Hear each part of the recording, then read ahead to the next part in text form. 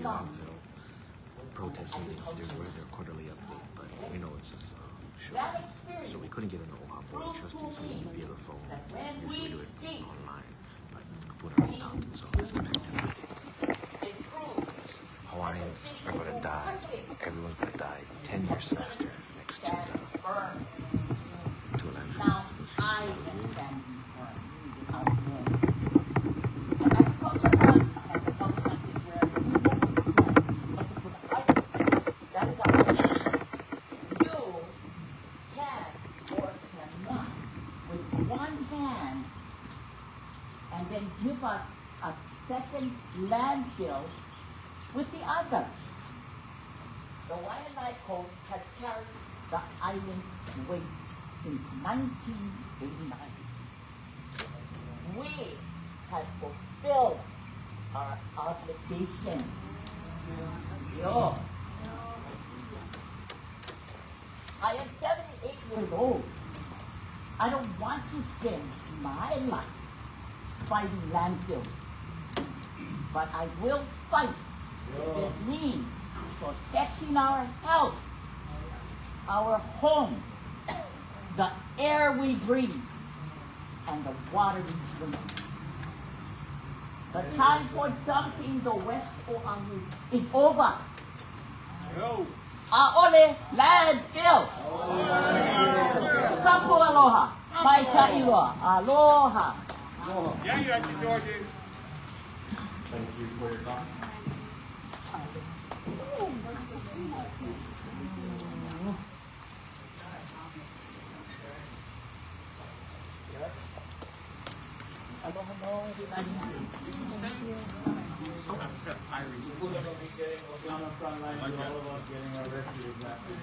One more coming up.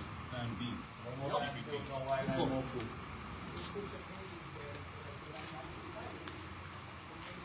Remember, we got to speak on the mic so we can hear you.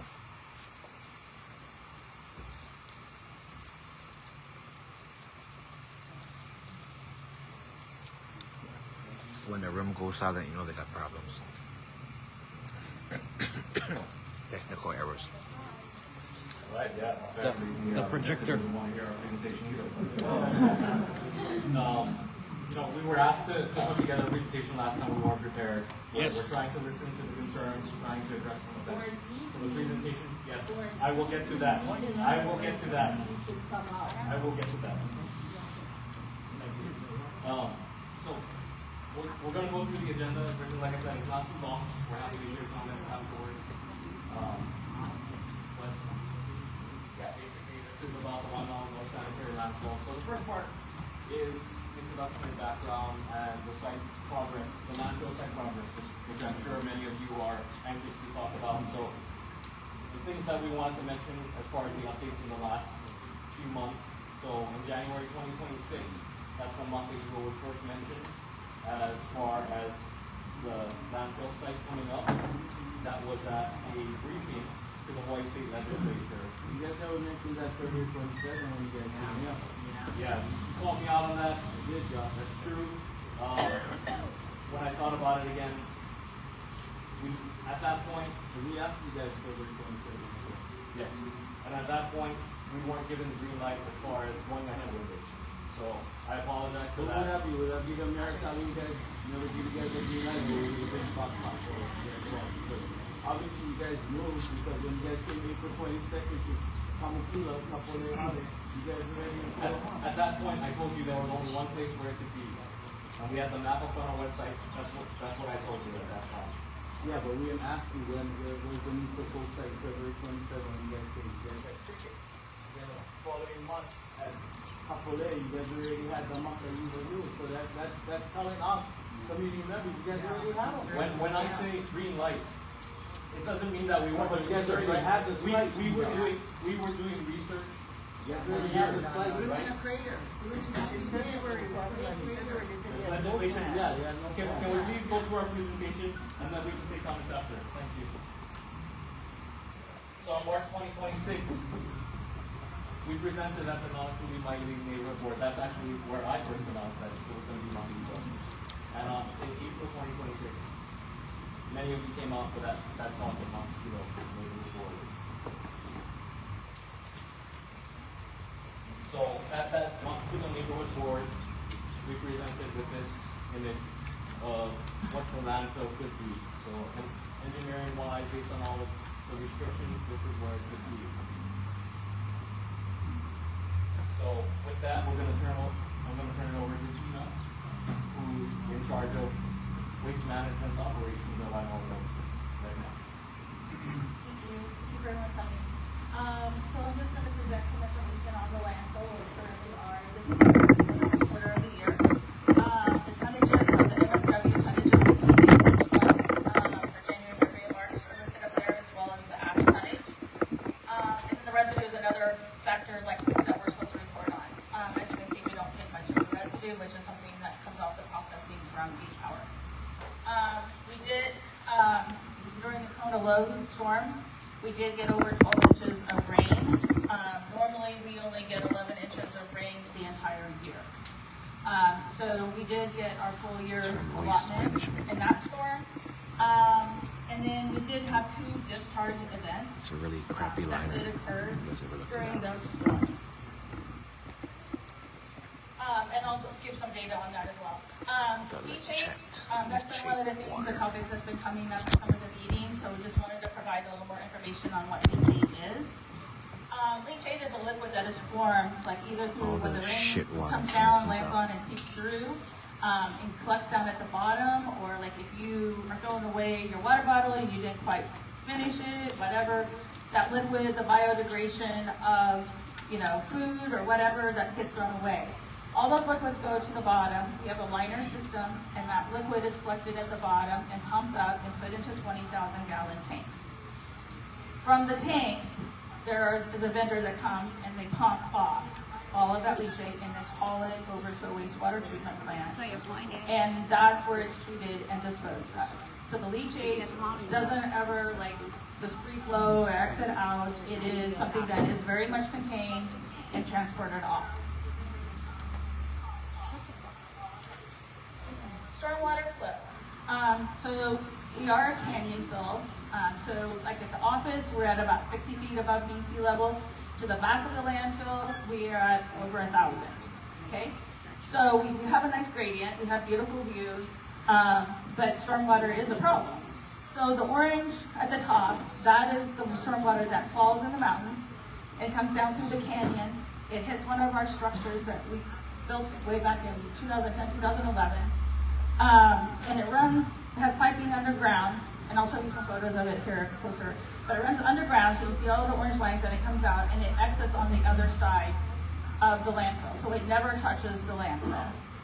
So that's water that comes out of the mountains, free flows. so why are you guys moving this again? Excuse me? Where are you guys moving the landfill again? Because it's almost reaching capacity. No, where are you guys moving it? Right next. Oh, right next door is where it's being proposed. On the west side? Right next. It's on the east side of the landfill. On the west side of Oʻahu? Okay. All right. So the green arrows there are representing rainwater that would fall on the landfill. If it falls, that's the area where we're currently filling, and that water is just going to seep in and become leachate. It is not going to leave the site. The blue arrows is all the stuff that's closed. It's got counts on it, vegetation. It's going to run into. We have a very extensive stormwater infrastructure that it's going to fall into, and it comes down to detention basins, where we then can decide if we're going to release it or not. This is a photo of our detention basins. One of the unique things that we have at our site is that we have these skimmers, and they're like 2 booms, and if we're going to release water, we'll lower those skimmers down, and they sit on top of the surface of the water, so the sediment can fall out, and that we're trying to release the cleanest water we possibly can. On April 21st, this is a picture from that day. The booms were up, so there was no release of stormwater. This is what the water looks like when out of the canyon. This is the stuff that runs underground. So the first photo is showing it coming out of the canyon, and it's falling and flowing into this diversion structure. And then you can see it running down, and it goes underground, and then the very top right photo is where it exits. and the exit's on the other side of the landfill. So this is the up canyon water that never touches the landfill. This photo was taken on March 11th when we first got the Kona storms. Our basin does fill up. It reaches a point, there's a compliance point on our riser which says if we're above that line, we have to lower our booms and release the water. That is, our permit says we have to do it, we have to release it and get it below this green line so that we always can have the capacity for a 1-inch storm. So this is required by our permit. So we were discharging, this is what it looks like, the booms are lowered and they just sit on the surface of the storm, on the water. Here, this was, we also took, we had a release on March 20th as well. Here's some samples. You can see the person there, what our stormwater looks like, and the samples that were collected. So that is collected and sent in for analysis and we get reports. On this particular storm, we had no exceedances on our effluent limits. And then you can see where the yellow arrow is. That is the point where the water up canyon exits. That's where it comes out on the other side of our basin. That makes sense to everyone. And then the two waters mix and they flow under the culverts under Farrington Highway and goes out to the ocean. That is the end of my. I have a question.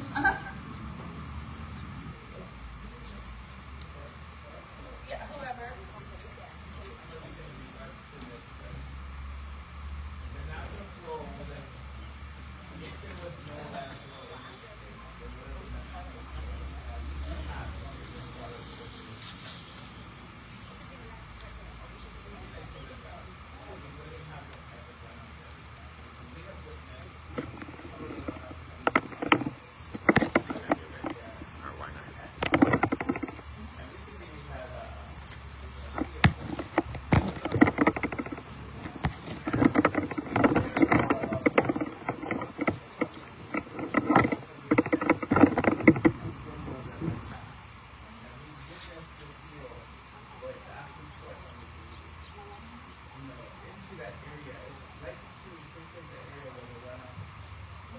Yeah, that's talking power plant, yeah, that electric beach, yeah, that's where they're not.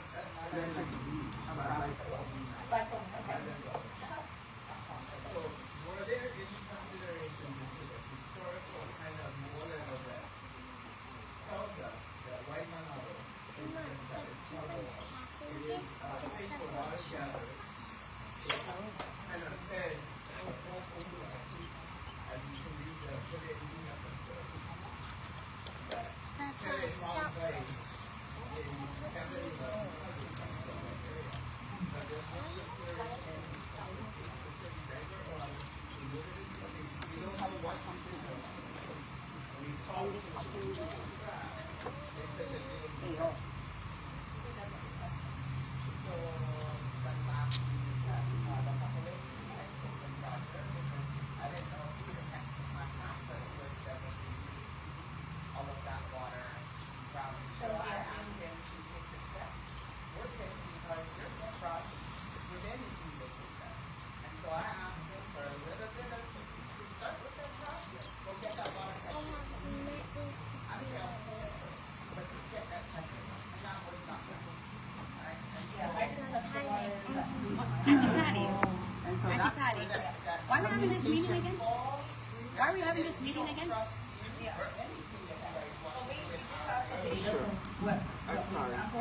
Where am I? Yeah, I just can't ask for the test. That's what I want. that's the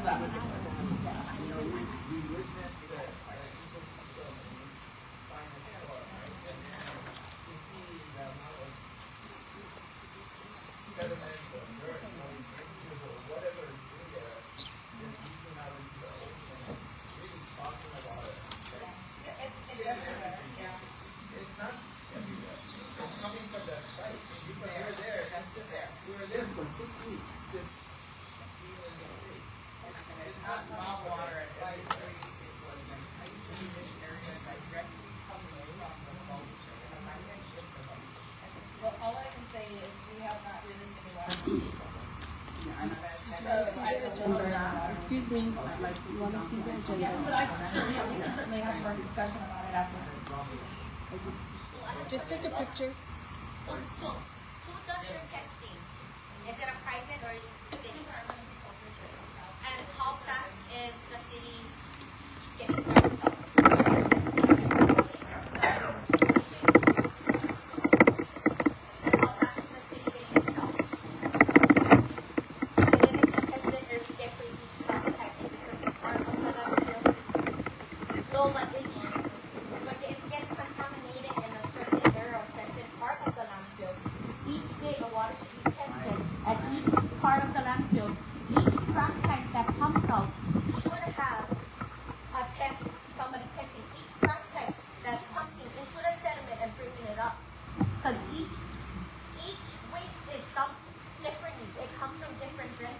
So how we know that trash can had radiation or treatment from a hospital in that.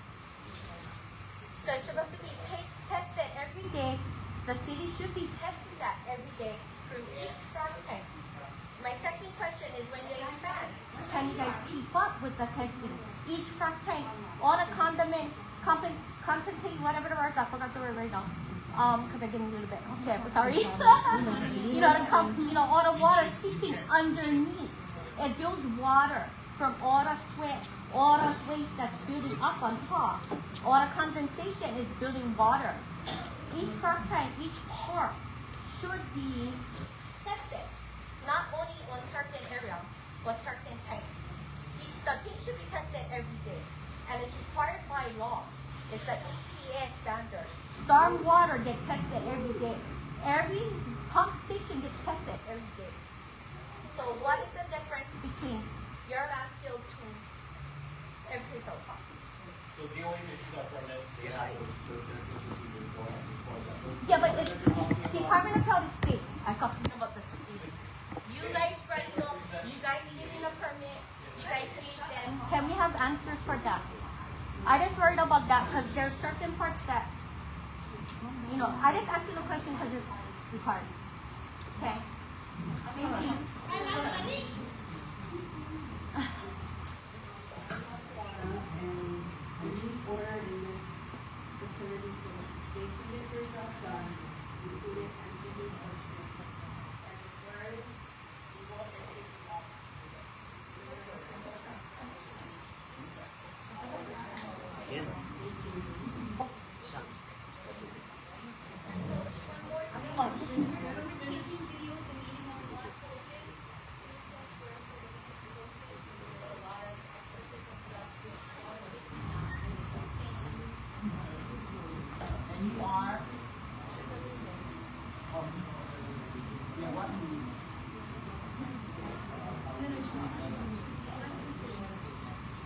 We can find out for more how that was done. If we're looking at the website, we're going to have that environmental taxation process that we might do. And we will have an organization who will also back out of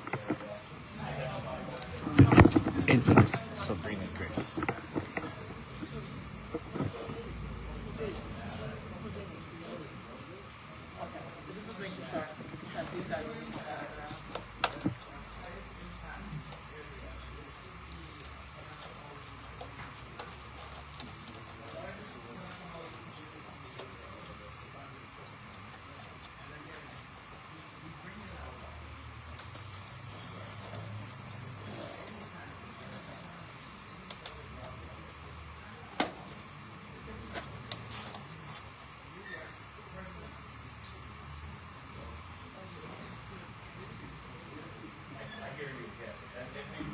We'll put on that report, and if we miss anything, please give us comments, right? We want to hear your comments if we miss something.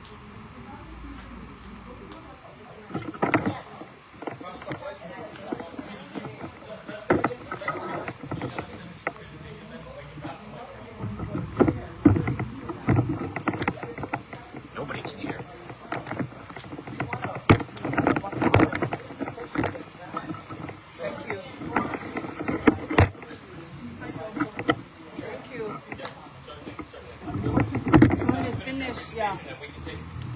Okay. Thank you.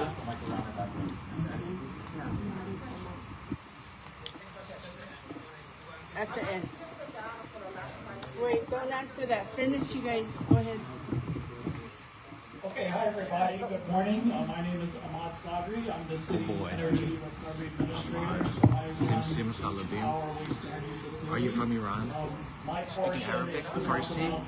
Yo, H Ahmad. Power's operations and I got some questions. and some big updates that happened in this report period, which is January, February, March. So the first big thing that happened is that we budgeted money for $30 million for property next to H Power. So this photo on the screen, this is taken from H Power facing east, where the old AES Hawaii coal plant used to be. So that plant was shut down in 2022 and was demolished.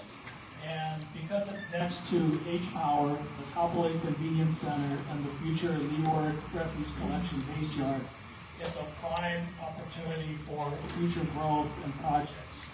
So it's 28 acres, and it's very important because the current H Power site is too small. It's we have grown it. We expanded it in 2012, but we squeezed in the expansion in a property that was originally intended for the original facility. And because the plant is aging, right, it's almost 40 years old at this point. It's pretty old, and it's in need of constant refurbishment. And we're looking at replacing the old plant altogether. And that's about roughly 8-year process. So this is one of the first steps for that process of replacing the original plant. And because it's 28 acres, it provides a lot of opportunity for additional projects. So construction and demolition waste is very, very important because PBT Landfill has been telling us and the public that they could close anytime within the next 5 years. This is what they've been telling us 5 years ago. So they really could close anytime. So with this property, it gives the city options, right, to be able to accept and process construction and demolition waste with the project. And there's some very exciting facilities on the mainland, places like Oregon and in Nashville, Tennessee that do this. And Waste Management has one in Nashville that processes CD waste. So those are some really exciting facilities that we are looking into that can help solve some of these waste problems and reduce the amount going to PBT landfill, moving it to the industrial park and pulling it out of the waste stream for recycling and reducing the volume, right, of what's going into this Waimanalo landfill. And recent activity is the City Council passed the resolution. So on Thursday last week, they passed this resolution 2695, and there's a link up there. If anyone is interested, we can provide that link in the mailing list too. And that has the paper trail, right? That has more information, it has the maps, it has everything that EMV wants to do with this property. And it has the record of which council members voted on it and all that good stuff. So that's more information.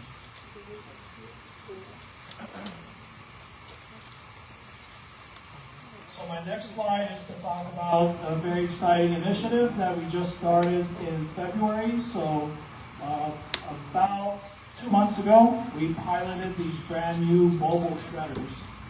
These are each, we have 2 of them right now, 2 more are coming in 3 weeks, they'll be on site.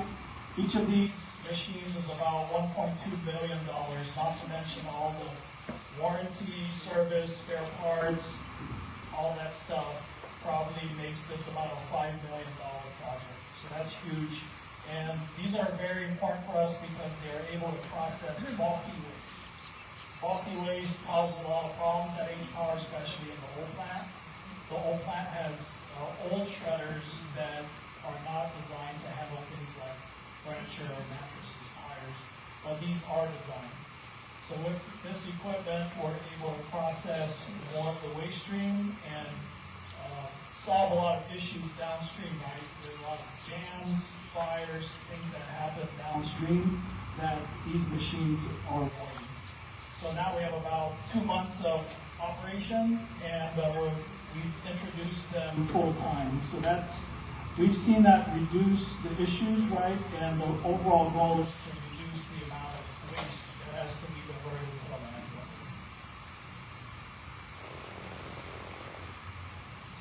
And then my last slide is what happened in March. So in March, we had this severe Kona lows back to back to back. We had 3 or 4 rounds of this. And the very first day was Friday the 13th, March 13th. This is what happened under our driveway. And this is a 35-year-old wooden pole that snapped in half. And ECO says that it was a lightning strike, right? We broke the pole in half. That brought the plant down for a full day. ECO came out with a crew, replaced the pole same day, that Friday. And the plant was back up and running in a couple of days. But at the same time, the flooding from the rain, there was all this water. H-Power, like Tina mentioned, also received about 12 inches of rain. For that area, that's probably a 100-year storm. And it flooded a critical electrical room called an MCC room, and that kept the plant down at very limited capacity for a 2-week period. And it took until, I think, March 28th for the plant to get back up to full capacity. So this is just an example of bad things that happen when we have a disaster like this. And it results in diversions, right? Trash that had to go to the landfill. So in March, that contributed to that MSW number, the tonnage that was on Tina's slide that she shared. And it was about 16,000 tons. So what does that mean? That's about a quarter of a whole month of tonnage that would normally go to H-Power. So they were able to store as much as they could, but anything they can't take because of reduced capacity, right, has to be sent to the landfill. And we're very concerned about the future because these kinds of storms are increasing and could happen every year. So that really emphasizes why a landfill is needed and why it's very hard for emergency backup to be able to accommodate these kinds of situations.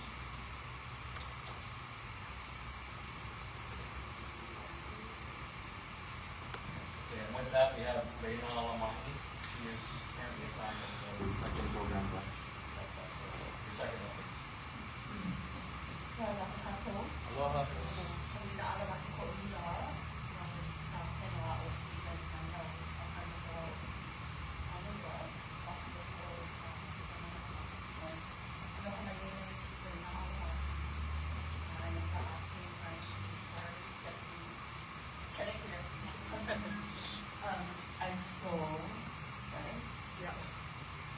And so I'm going to go over some of our waste diversion programs.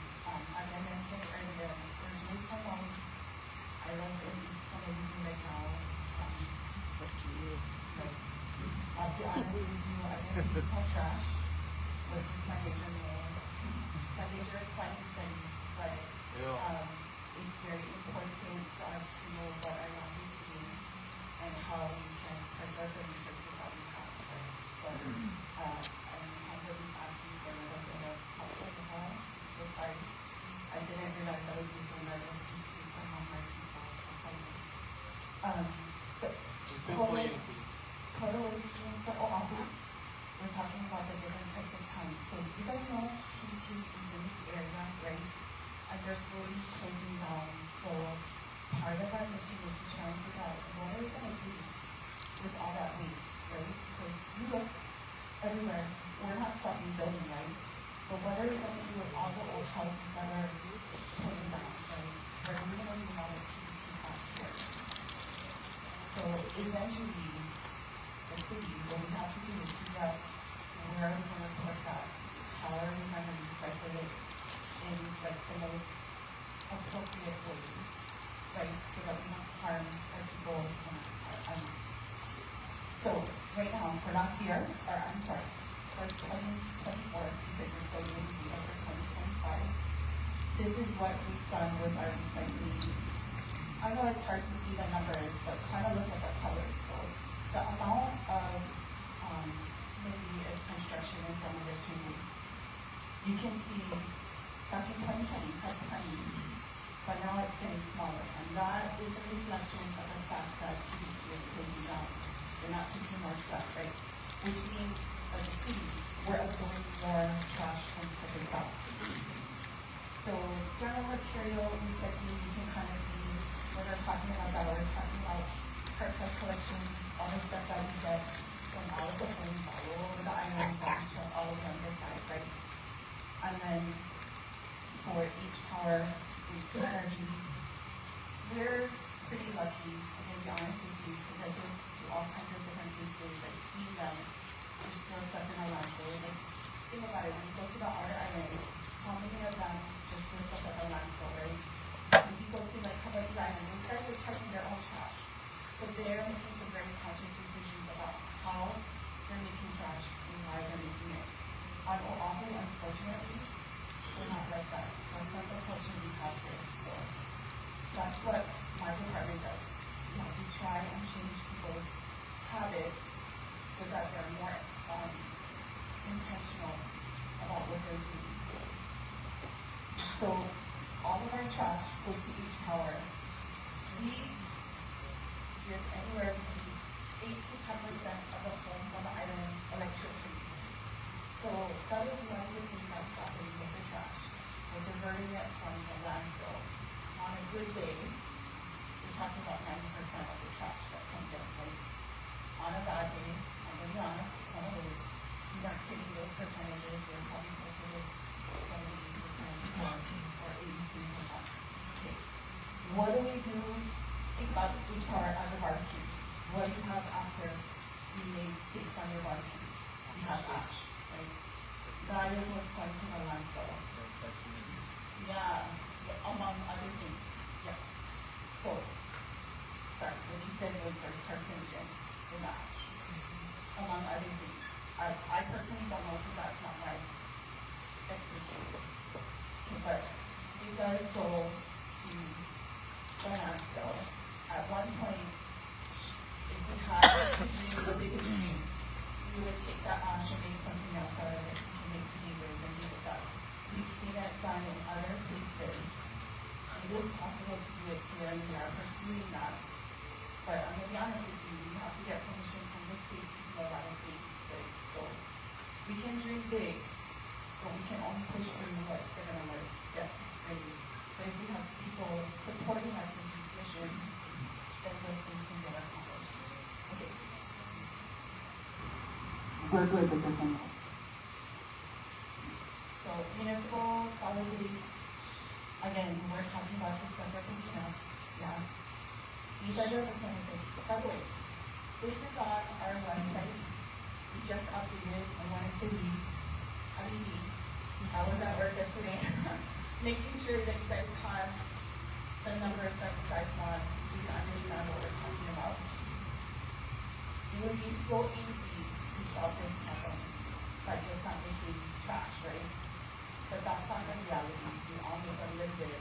In fact, the average that each person makes is 46 pounds every day. So if you know the bags we're all carrying in here, that's about how much trash everybody is making. And that's why we're trying to change people's habits and looking into recycling. So one way we're doing it right now is through the GROW program, which is we don't want that in each car because honestly it's not making electricity, it's just wet garbage, right? But if we put it in compost, you know what it does? It superpowers the green waste that we're throwing away. So instead of 12 to 24 months of sitting there making compost, superfire it, and now it's about 6, maybe at the most 4 months to make compost.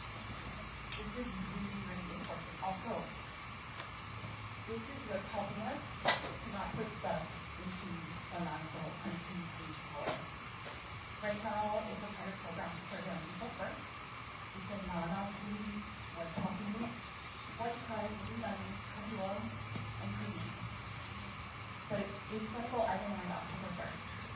And so you might see us, in fact, we're on a cruise a couple months ago or a couple mornings ago, because our flipping is going through trying to see who is participating, how we can help everybody to make cleaner trash, if that makes sense, and not put trash into the things that we're collecting and recycling so that we can do more with the resources we have. See, we're trying to waste it for a green waste. Green waste is picked up every 2 weeks.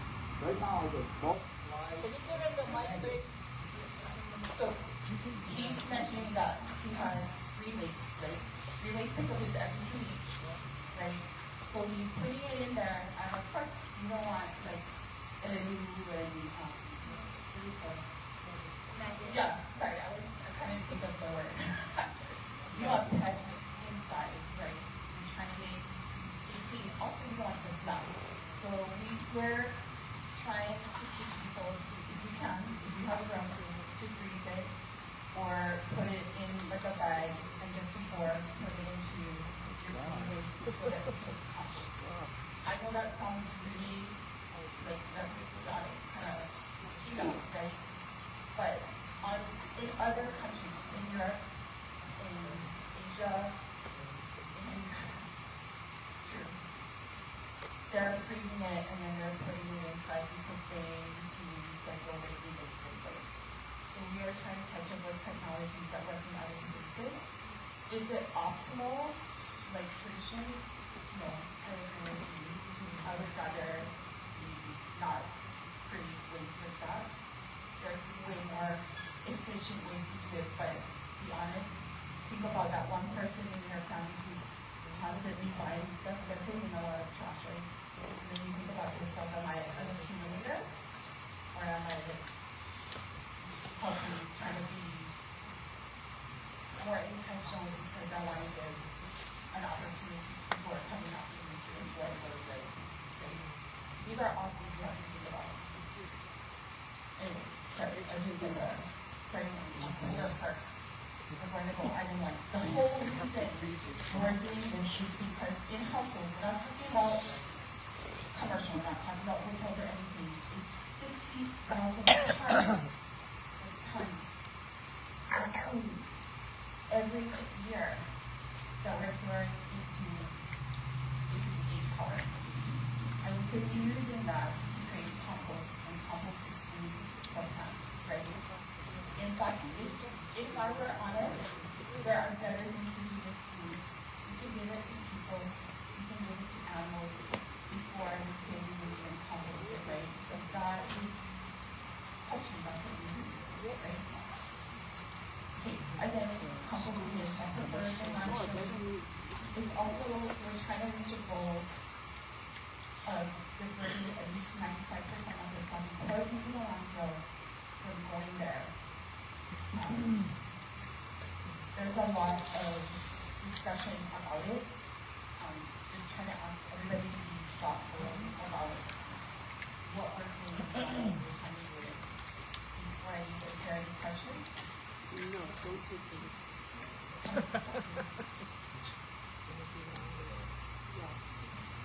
The questions, first and foremost, is this really being realized as government activities or growth potentials or two different projects? Is this being used to inform us about two different projects? The landfill and the exemption of each hour?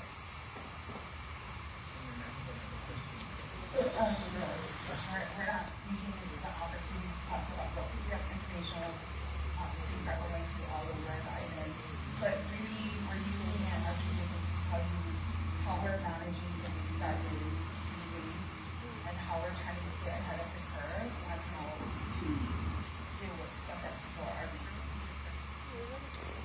So the other question is in regards to witnessing, have you guys witnessed that there is a new ʻāina or ʻāhu in the ʻāhukua Lake that was created by PAYT?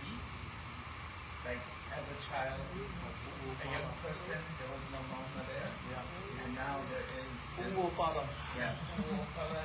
community that has grown from the ground up. I never knew that they existed in that space, but it has been created for our community. The only thing is that we don't have any type of clean internet, so we don't have access to the space. Have you witnessed that? And is that... Yeah, I just have something to say. It's off the record. Can we not include PBT in this meeting? They have no representative here. I'm not backing them up. But you guys would back them up when them built Mount Obala. Yeah, because you guys kept giving them a permit. But there's no representative in here to back up what you're saying they're going to close in 5 years. Oh, Because that's not popular. relevant. Yeah, you know, they should have a rep, and every meeting when it's going to be relating to landfill, they should be here. Because at their meetings, the city and county went back them up. Oh, it had all the city permitting people there. I didn't think that. If you can bring people involved, talk about different landfill, what you can do. You guys should have done it before even PVT. PVTs are private. Okay? So please do not bring them this week. If you guys want to include them, call them up, have one rep sit here, so we can know the truth if they're going to close in 5 years. I know what he's saying, you got to do this, I know what you got to do, you have to have protocol. But protocol is when you bring people's names up, they should have a representative here to answer questions. That's all I ask, please. Thank you.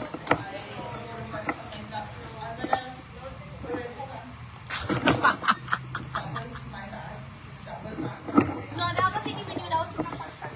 That's everybody here. Everybody sign up. But if you talk about people, Because it's private. please have them here. Just specifically for this community that was me. So I'm sorry about that. You don't have to apologize to the first person and the second person. Do not apologize, but as a city council, city rep representing you guys, you should have the right people at the right meeting representing themselves too. You don't bring people's names. That's what PAYT here. You don't need that. We need answers. We need you guys to be firm. Okay? Thank you. That's all we ask. Sabrina Grace. So I heard on the news that the city police of Downtown started a So you got my email. I'd like to know what the city paid to Downtown for the last 5 years. I'd like to have more data for the last 5 years of what the city charged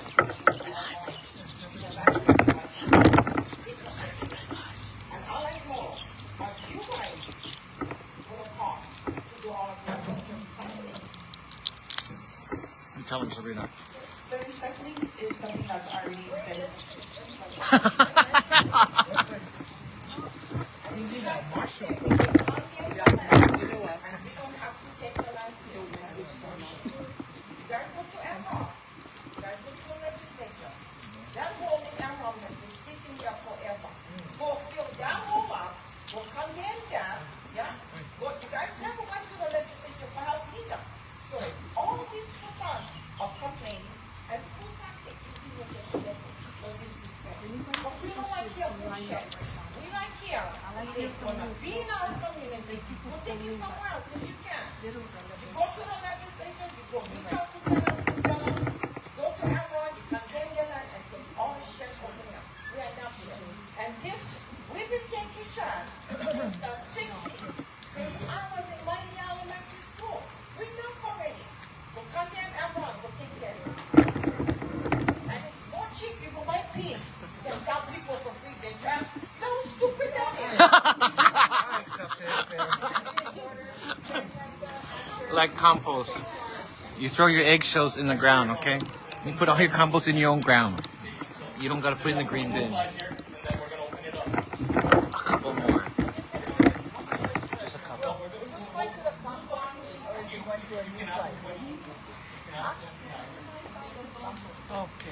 Okay, so as far as resolutions related to the landfill, so we are tracking a couple that are coming through. So a task force to establish the end of landfills. We definitely are coming to that, and we're going to discuss that. We're going to try to find that, but right now we're operating like one boat. So, and then the other resolution is for the public infrastructure map to develop the property adjacent to each power as Amara mentioned. And then the last slide, so we did hear the comments about we didn't set this meeting up at night, we didn't have a big enough venue, big enough parking, all of that. So I discussed with the director already, we want to set up a meeting that's going to be at night. It's going to be about Mapeiwa, the new landfill, not just about Waimanalo Gulch. any questions about that, you can make comments here today. So we're planning an evening meeting. If you'd like to have suggestions on venue, then we'll also look for a good one. We've been given one suggestion already. And then the question is how to get that meeting notification out. Last time I said I'll make a mailing list. I got maybe 2 or 3 names on it, and along with the representatives. So if you want to sign up, make sure to email me. I have my business card. You can talk to me after as well. So let me know.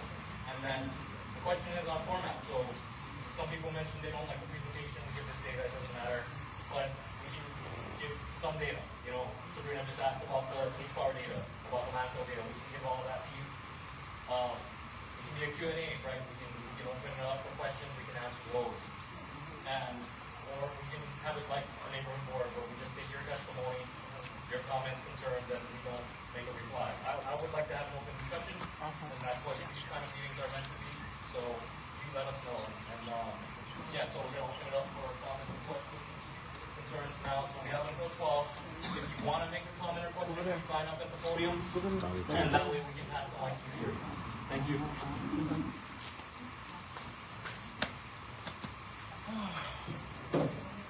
My name is James Collins. I'm the I have a problem. Don't disrespect all you folks. None. I appreciate you folks coming. Tell him, Marine. Tell him straight. Simplify. My problem is, one, holding this meeting on a Thursday morning where everybody has a legal process for work. Okay? To me, that's wrong. Okay? The second one, the biggest one, I stood right there at the last town hall meeting here. But the mayor standing less than 3 feet in front of me. I want this to get to the mayor. He came up to me and told me, James, I'm going to make you a promise. We will not have a landfill on the site. Well, you know what? He lied. I don't like that. Especially when you got somebody in power, that high in power, that comes up to us, on the Leeward site, lies to all of us, and tells all of us that there will not be a landfill on the Leeward site. Those were his exact words. Exact words that night. I know you guys got a spiel, like you guys do, that presented. That's fine. But the thing is, we've all heard that. 3, 4 times. Even at the Waimanalo. You guys put on the same thing over there. And no clear answers on where they're going to move the landfill. Not out here. We don't want another one out here. I'm a retired truck driver. 42 years over here on this island. I went to every landfill, even the Kapaa one when that was open. I was there. All of these other landfills out here. The traffic.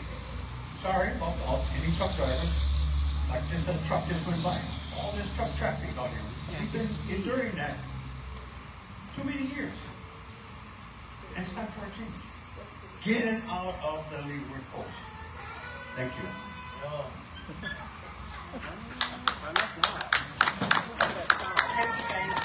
If you don't know, they do give tours now. If a lot of us back then, we got to burn our trash. We got to recycle our food. It was pastoral and ag. So every time they rezone, I'm now residential. But we knew how to recycle. When the government took it away from us, they said they would help us out, but they're not. So we do pay them to help with the process. Now, my question is, as you guys procure another land, okay, it's a good thing. We all have our kuleana. We have to, no matter what. But give us some of that money that is going there. It's too late as we fight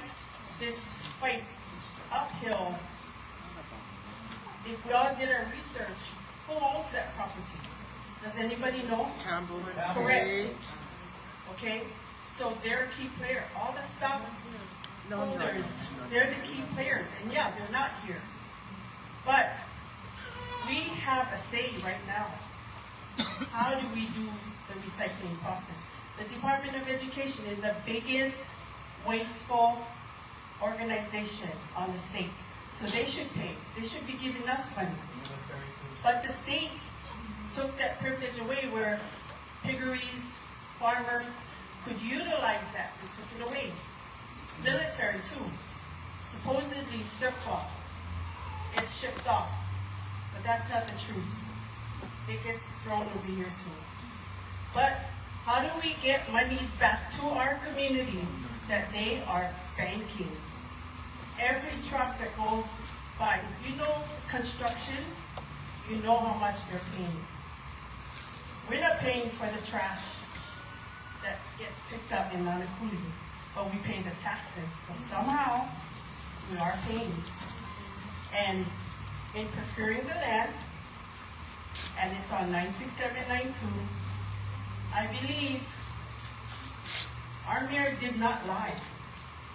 It's a matter of where do we put it? In our cousin's backyard? Yeah. Correct. Okay. Then let's do it. We need to petition and do it the right way. Thank you for giving us all you guys' feedback and how it works and what we have to do in our community to continue. But honestly, like you shared, maybe not in depth in finance, but we want some of that, like yesterday. So we'll do retro and work on it. And your next meeting where we can attend, not like this, not this forum. Actual sit down where you guys meet in the AC and we can be part of that answering question and dialogue. How do we get some of that money? Thank you. We're happy to come to the table and meet. That's another format that we could use and take questions and answers. So thank you. And posting your benefits is something we are going to do. Thank you.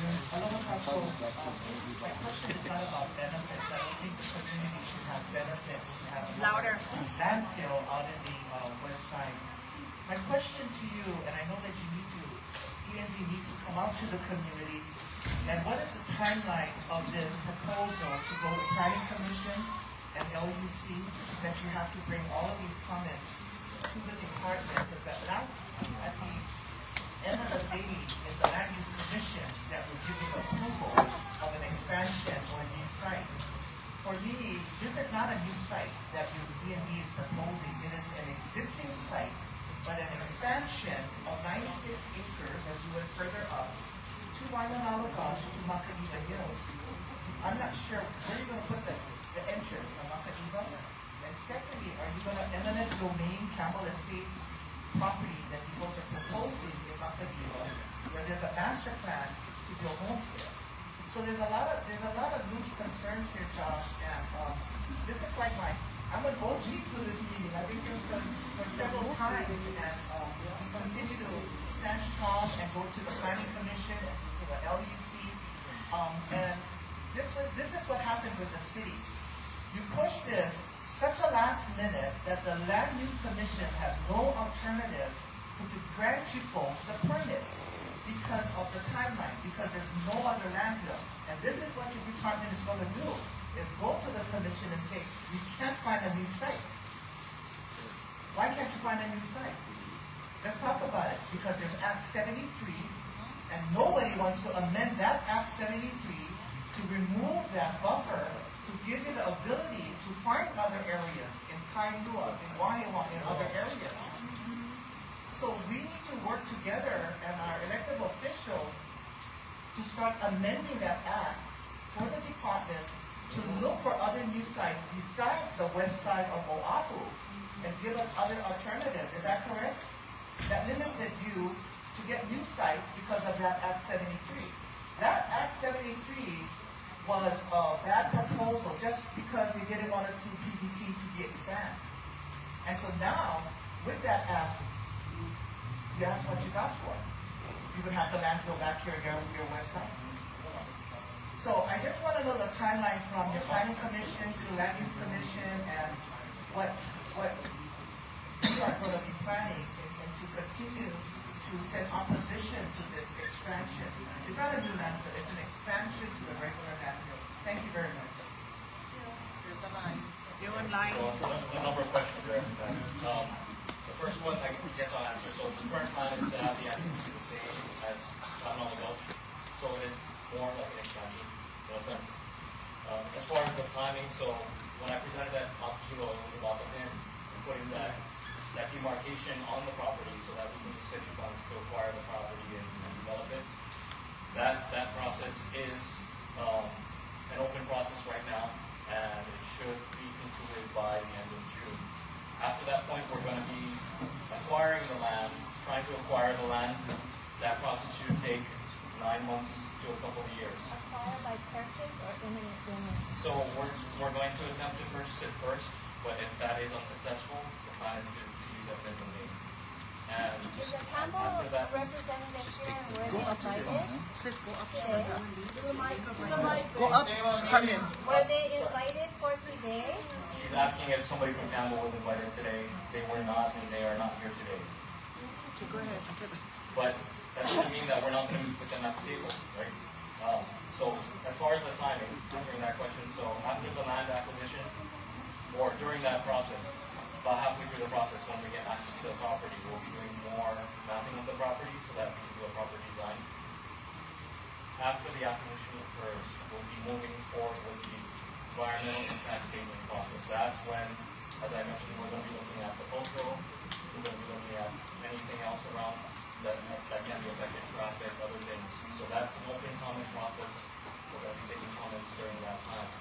The LUC is going to be approached at around that time too. So that's when we will approach them to see how we can acquire a permit, what process we need to go through.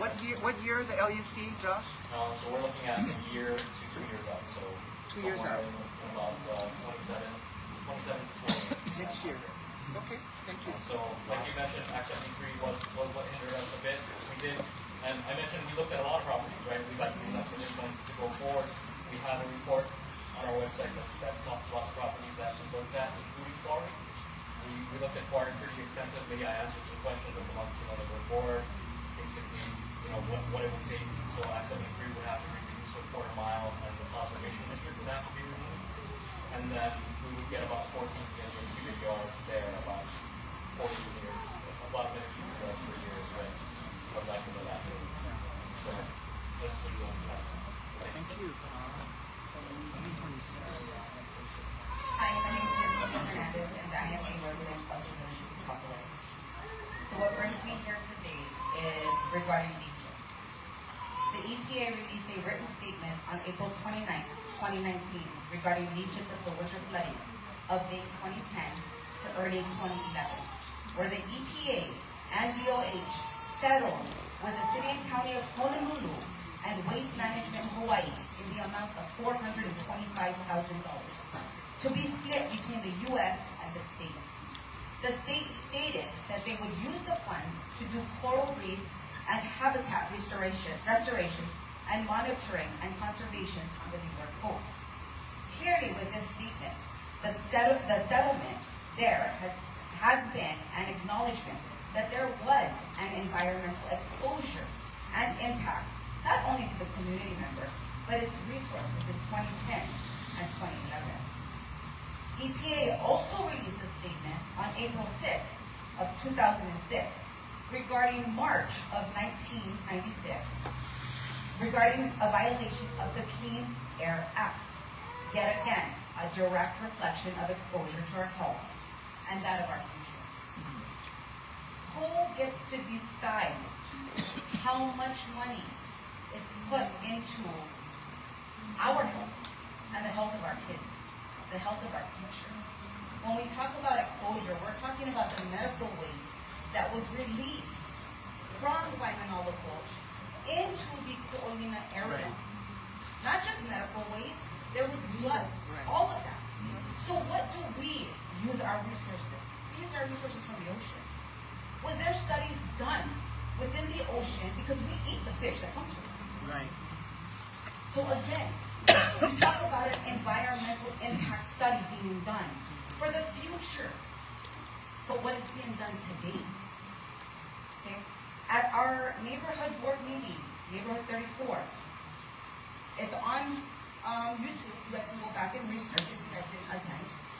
At the hour mark, 1:29:55, Representative Darius Keela asked I don't know if that's your boss, about these health impacts. Roger answered, I guess that's his name. He was referring to the RACRA of 1976, passed by Congress, regulating the Department of Health and the standards it set. He also stated that at 1:32:53, that there was no leachings. Again, trying to cover up what this exposure and risks are to us. And that's my ask to you. Who gets to determine what our health value is? Because that's basically, I feel, that's what we are talking about. Right? And then you talk about that. And then you talk about the Makaiva Hills. Why can we not just be for the transparency of everybody's time that this is just basically a mere box that you guys check at your state level to state that, hey, we met with the public. We allowed them to give their concerns and testimonies. Because I read very clearly between the lines, sir, when you stated condemnation. Meaning that you guys already have a plan to move forward, regardless of whether we're here today or not.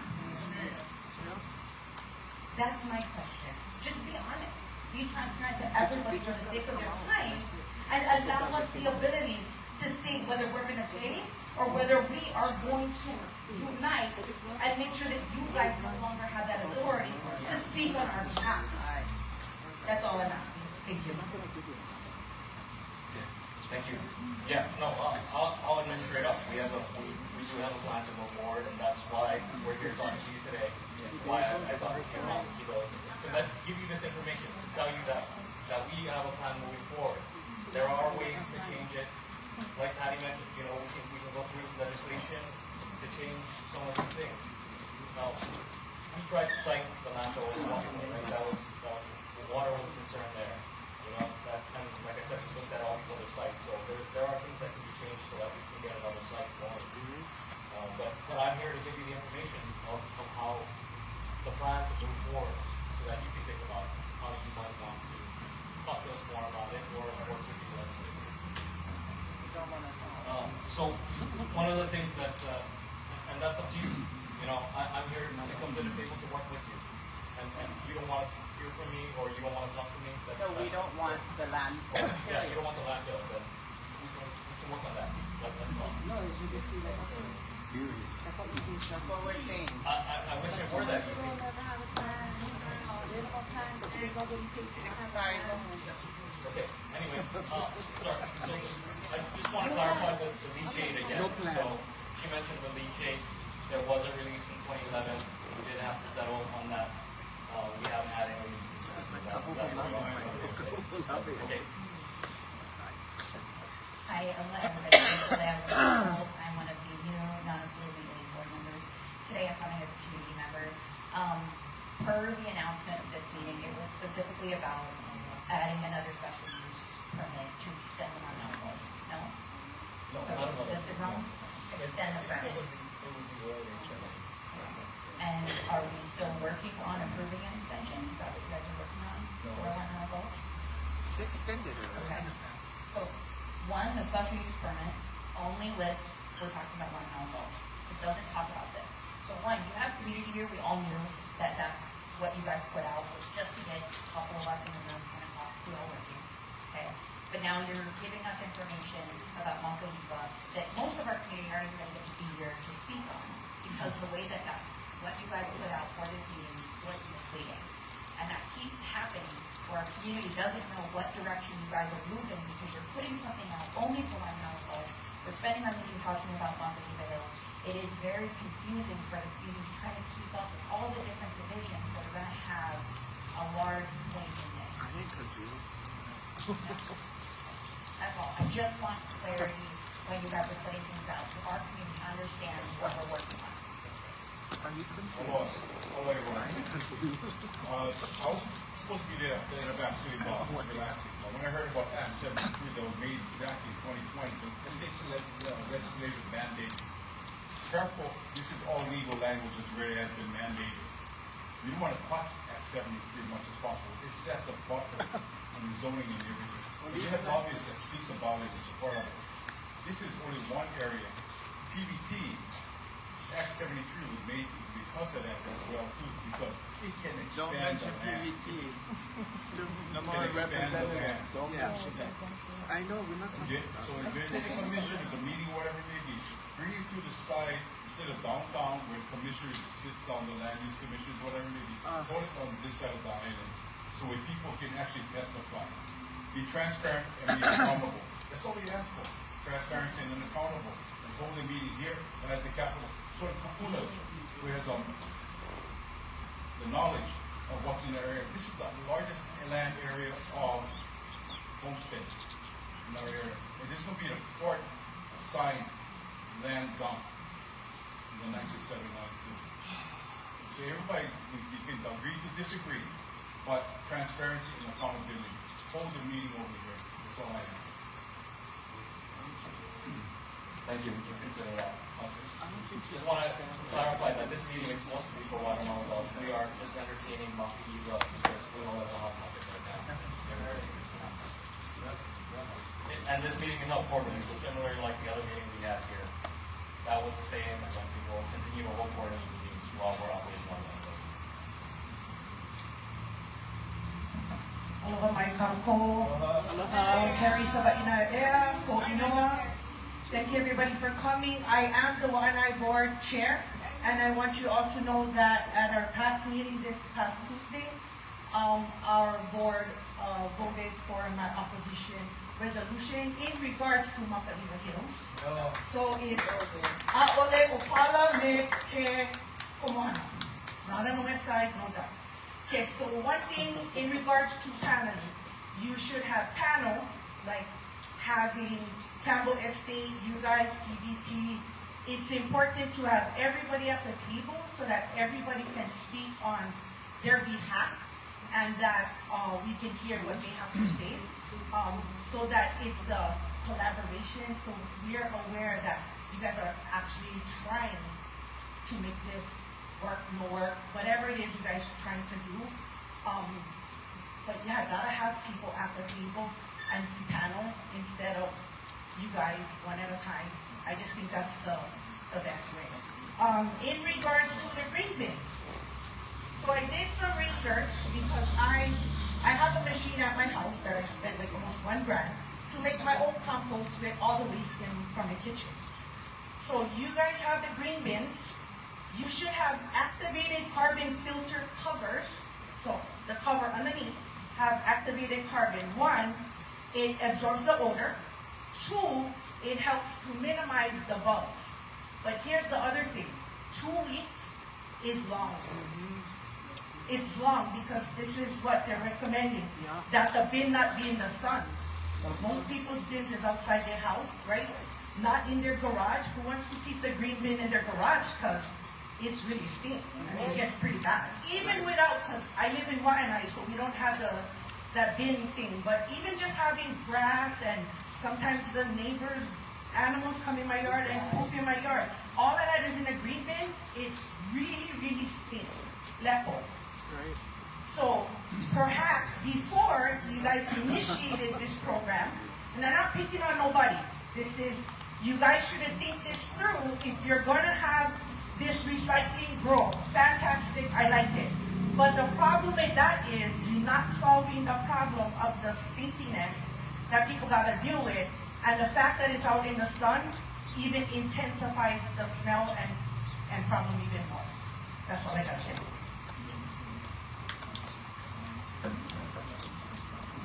I'm Henry Gabriel. I'm with the city, and I did do the presentation at Terry's for the GROW program. Yep. So, a couple things. We do recommend that if you are going to participate in the GROW program, freeze your food. You freeze your food. and you put it the day before or the morning of. So that's one way to mitigate any types of bugs or pests. I will tell you, I had 5 gallons of food waste mixed in with green waste. I don't put, dog food in there. So it doesn't go in there. It's just green waste. I had 5, and I tested this twice. I had 5 gallons of food waste in my green bin. Cover, no cover. Cover, no cover. The pest I got was ants. And this is everything. This is meat. This is bones. So I was waiting for the maggots.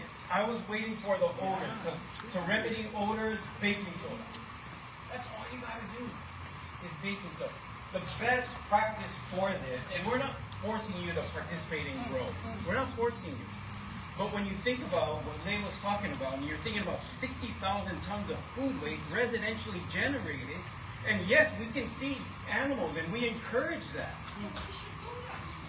But no, you should do that.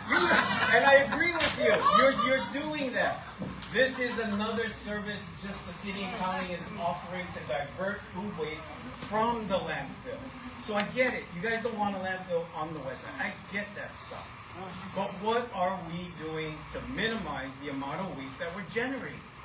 You're relying on, I'm not trying to get into arguments or Do you really want an answer to that? We take it from all the islands. Do you really want an answer to that question? Do you want to change the economy? We get charged from all over the island. Okay, I'm done. But I wanted to at least address the growth. So baking soda. Baking soda. Works. Okay. Works. I can bake that. That's cheap. I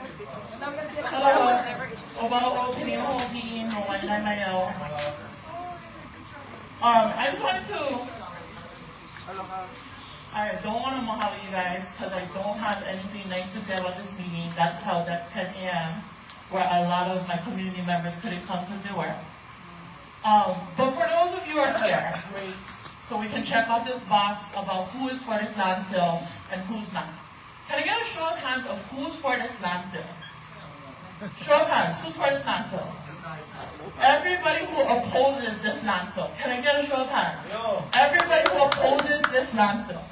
The whole entire row. Put that on record. No. So all I gotta say is, move the way you guys move. Our Waimanalo community will act accordingly.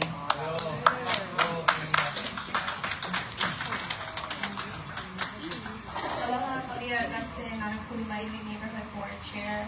I'm speaking on behalf of why this hearing, how it operates, and how the city has been required to host quarterly meetings for the community to keep us updated on what's happening with the landfill. And so, to me, this is not a hearing, because a hearing allows for testimony that gets documented and processed accordingly. And so, to me, this is an update from you folks, and it doesn't allow on our end for each person here to have a submission process to you folks in documentation. And so, in the last hearing that you had in February of 2026, this meeting, which wasn't organized, there was no presentation available, and the people who were present in the room were not given a QR code or a link to log in and provide a testimony submission, of which was required for the special use permit. And so with the unorganization and inability to educate our community on how to be involved in the process and have their written statements on file so that historically we can reference to see, this is how long we've been fighting for this landfill to close.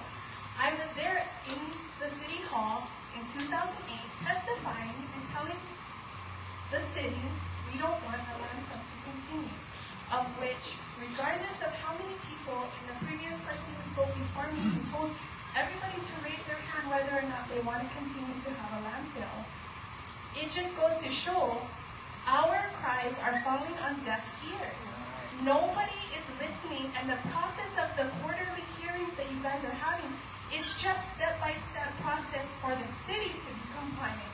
But what about being justified for the community? What about allowing each person here today to submit something that's going to be held in writing on your website, of which the website is hard to follow.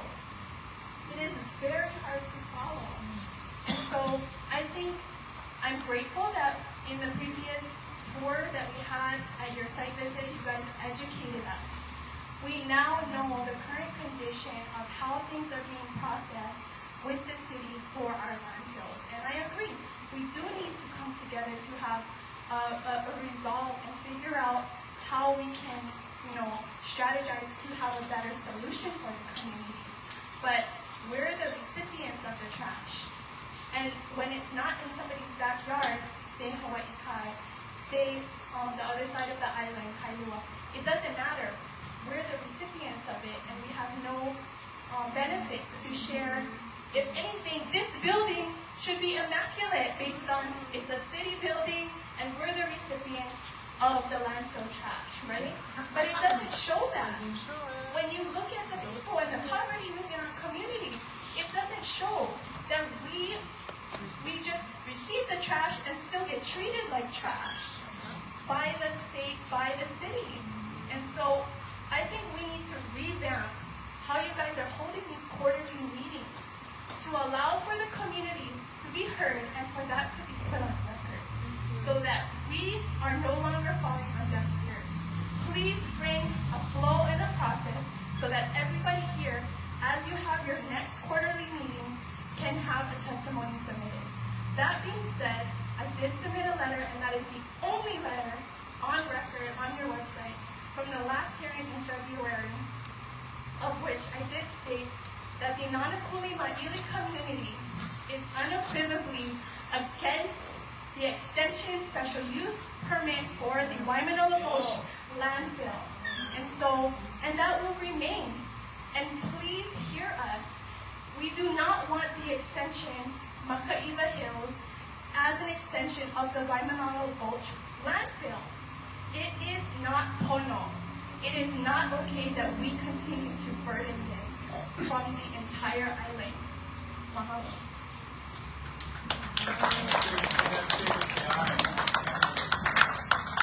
Hello everybody, my name is Carmen Guzman Feliciano. I am from Kingdom Pathways. And I contemplated today about coming today because I knew it was going to be a waste of time. Standing here, pouring our hearts out, saying we don't want it, but you're already on your way, right? You're going to do what you're going to do regardless of what we say today. Or echo. Yeah? Her letter that she would submit. I don't think that will matter. Because we stuck in this position because of the failure of EMB. Decision, the planning that you guys had, the 18 plus years that you guys had, only today this is an emergency. Come on now. Come on. And we keep asking for things. We get chairs lined up the right way, not in one circle. Good on you guys. Water. We get speaker phones, thank you for that. But you guys gotta do more. A lot more. Like, you guys talking about Campbell and taking over their land, they're not here to speak on that. I don't trust you guys. I like to person here so we can ask them the question and hear from them, not what you guys think.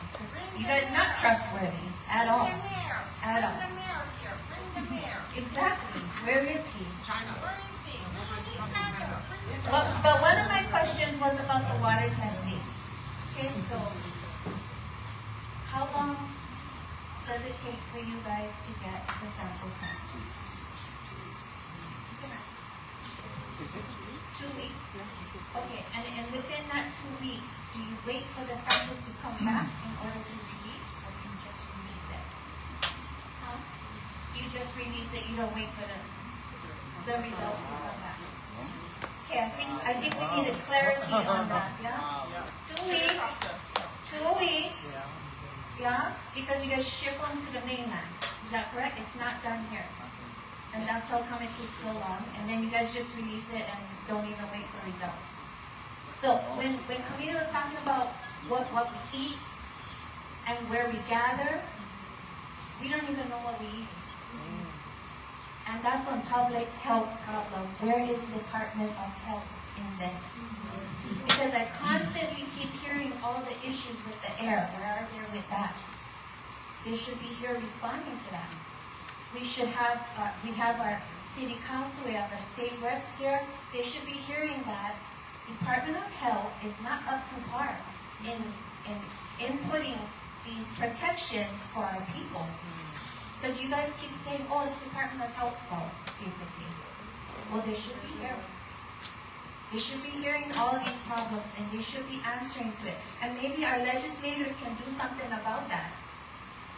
And do some amendments, just like the Act 73. That is no problem right now.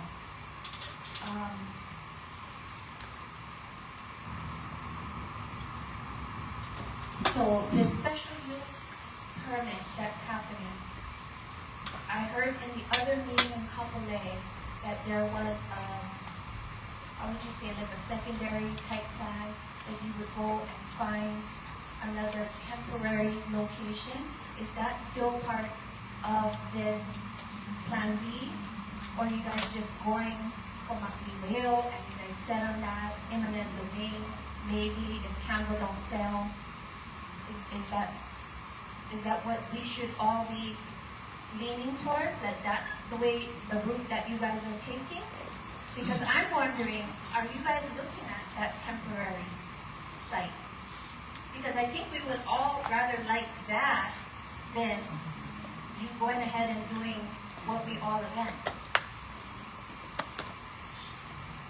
Thank you for your questions and concerns. I'm Dan Brick, Deputy Director.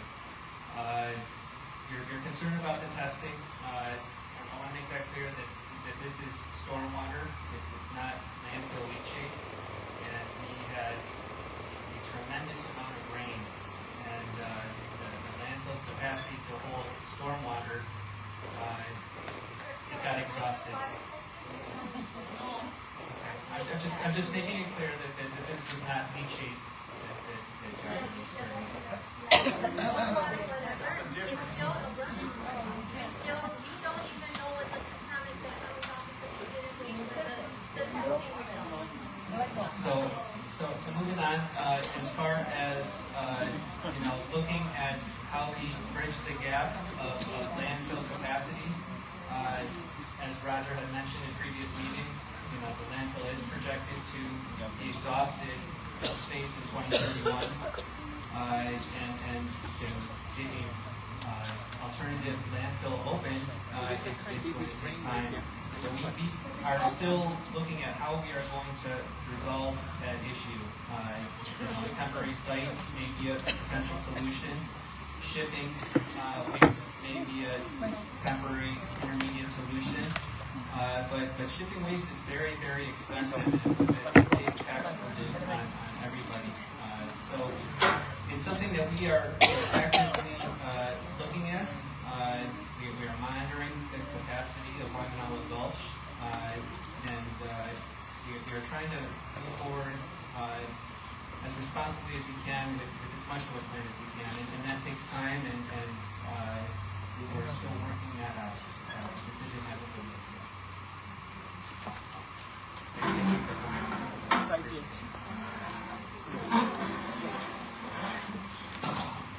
Yeah, well, we're looking into how to handle waste if we end up in a period where the landfill is completely filled and we don't have the next landfill open yet. And that is something that we're... Somebody gotta leave. Before you see my house. Yeah, somebody has to leave.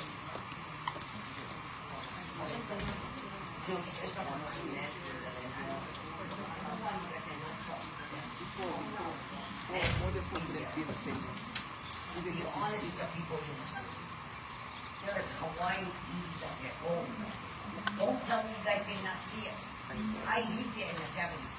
That last house at Kai Point, that up and down the hill turned out. I lived it in that house. How civic can you both be? That's very upsetting. What if that was your ancestors who are dead? A, B, or C, it doesn't matter what plan. guys have a work town. The Hawaii's call them Kepalo. That's the devil. We are not lobbyists.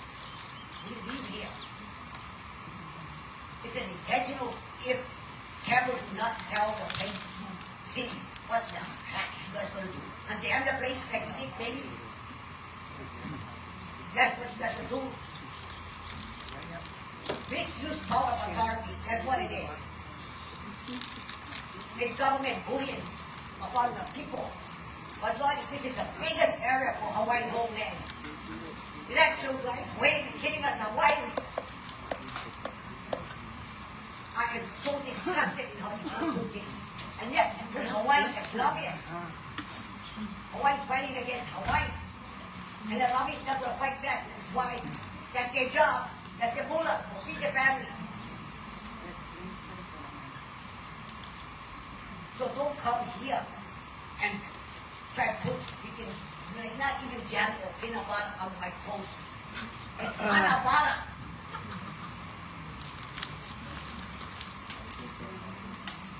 You folks had the audacity to come here at this time when many of us do not speak because they're busy working. Transparency is you put it in the evening. You put us in a room, feels like a sauna. You got to deserve better. The West Side is holding the weight, the capacity of the whole island. And you guys won't worry about rubbish. For gentrification, all being done by city. And then Opala comes in our area.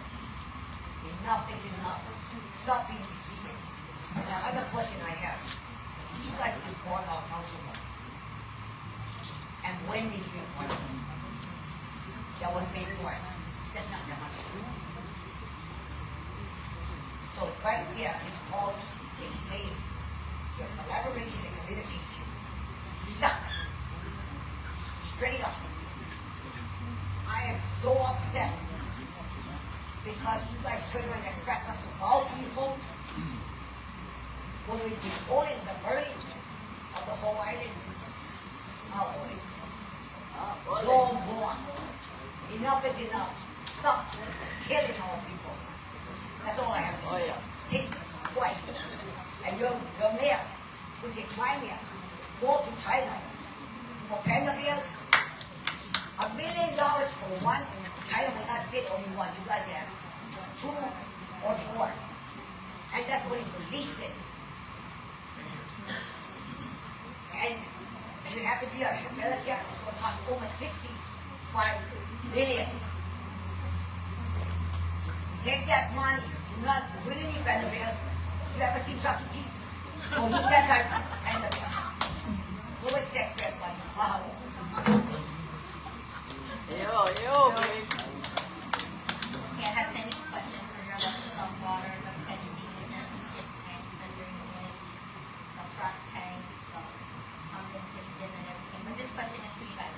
When you guys stop letting the public suffer, you guys started a rate expansion.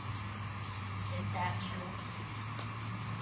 Because when you go up there, you see the bombs, like booming, the expansion was already happening, right? When you stop the public from helping them. So it's being so clear, you guys can go to our open the doors, right? Because it's already done deal. You guys already expanded, you guys already tapped in. So nothing was built up yet, no expansion, all the bushes on the side of the landfill, all put back, all the bombs you guys did, the big hole, put out. Was it done when you guys got the public community and accessing the landfill program? No, so the public was stopped over here for heating the landfill, putting over the back for transfer station and all that. So it said no public. And then when you go over there and dump stuff in your bombing and all of that, then you guys are not expanding already. So after saying police, you guys came non-police. But non-police is you guys biggest concern, you know, for this meeting to make things happen. Because we're the most Hawaiians and everything, you know, mic, babe. Oh, I'm sorry. I just want to be honest, right? Excuse me. Okay. So, when is this gonna happen? And here. The opening will be not until at least 2033. When I have. Oh, wow. It won't open until at least 2033. That's why Dan was talking about the interim between when we close the existing and in 31 and 33 when we Okay, sounds good. Yeah. Okay. That's wonderful. Okay, so having a landfill by your back door is your great hope. I can tell you that. The landfill is my back door. Landfill is not for the people in the community. They only will do when they get a complaint. So, say you get wind, okay, experience. They will put up the windbreakers, the black street. They think, the only thing wind blows out, but the wind blows every angle. Take us, neighborhood people, go caught in air. Where's the blocking for our side? No more. One thing was there, no more the berm, no more berm. You step by residential, you gotta go build berm. They only do Portuguese style again. The only thing they run is run straight down. The wind blows all over. The dust blows all over. It's not always in one place. Okay? The people that are sick in this side of the house from PVT, which is they should have been here. I should have talked about them because they're here, but they cannot detect them. But a lot of the people here, all the computers and everything is all respiratory. Okay, takes PET scan, MRIs, everything. It's not going to show on the X-ray. It's not going to show because trust me, I'm one of them people. They're looking at me like I'm crazy, but I'm not. They're not living it. You're not living it. Second part, you guys expand the landfill. How the hell is cars and trucks coming in and out? They're flying in and out of the landfill. There are people coming over from work. You guys gotta control the traffic. We gotta stop. That's an extra traffic for the community. You gotta stop, let the trucks come out. The environment is poor. You guys eat, everything is poor about having a landfill. So, you guys always get sued. The city always gets sued. Trust me. You can get a tourist from New Zealand, or sorry, not New Zealand, one other country will come with their coffee and will say, oh, there was a landfill over there across the street from the pretty Disneyland, and they will sue you guys. Okay? And they will get dust testing in the air. That's part of health. Like you guys were mentioning, will come to dust testing. All of a sudden, every water truck will be out there working. The day after, all that stuff comes down, back to normal. And for me, for you as a city employee, you guys should be the ones maintaining and monitoring everything that goes on there before you let any permit go out. You guys should be the ones testing the water. You guys should be even testing the soil. The soil should be tested too. Are you guys testing the soil? You know the ground that wind blow on the dirt? Yeah. Get contaminants in the dirt. You guys need to do that and impact study. Did you guys do an impact study on that? Did you? Back in the day. Everything is back in the day. Honey, this is a new generation now. The little monkeys running all over. You cannot expand something or make something when you cannot correct what's already happening. You need to fix it. You guys need to. Okay, 24 minutes. Okay. Okay. Yeah, how come I ask you to get in a minute? Oh, sorry, I got my. Okay, yeah. But, hey, what the hell is going on? But, you need to do all that studies and please give every person on this list that get their name. Send them something. Make them feel a part of it. They think they're doing something. Make them a part of it. You do the impact studies, everything. Stormwater testing. You send us all on the list. Something. Okay? I know to get people. Okay, sorry for that. Thank you. First off, I came up here alone. My name is James Oʻahu. Grew up on the West all my life. First one is, like everybody else in there, I don't appreciate you guys being here. I'll be real. And just by looking at your smirks as when people was talking about it, that's disrespectful. Where you came from? No, where did you come from? Yeah, where did you come from? Wow. Where did you come from? So you're here, right? So you guys should educate him on how to respect our kupuno and our titas when they're talking about and uncles. You guys understand that? Huh? You guys understand that? Because we're really different, brother. I tell you right now. No, but your smirks, and then you're whispering to him. But you cannot speak for yourself. I am. Yeah. Did I do that, sir? Yeah. I'm good, huh? Yeah, you okay. You guys understand though, where I'm coming from? Yeah, but he's on. calling You're not calling them out. Freedom of speech. Tell you right now, nobody like the landfill on this side. Okay? I'm not gonna repeat everything what everybody else said, but it's the same shit. Okay? I get 6 kids, I'm going on 7. My family comes from Anakulia Ave, Third Road, Mama Ave.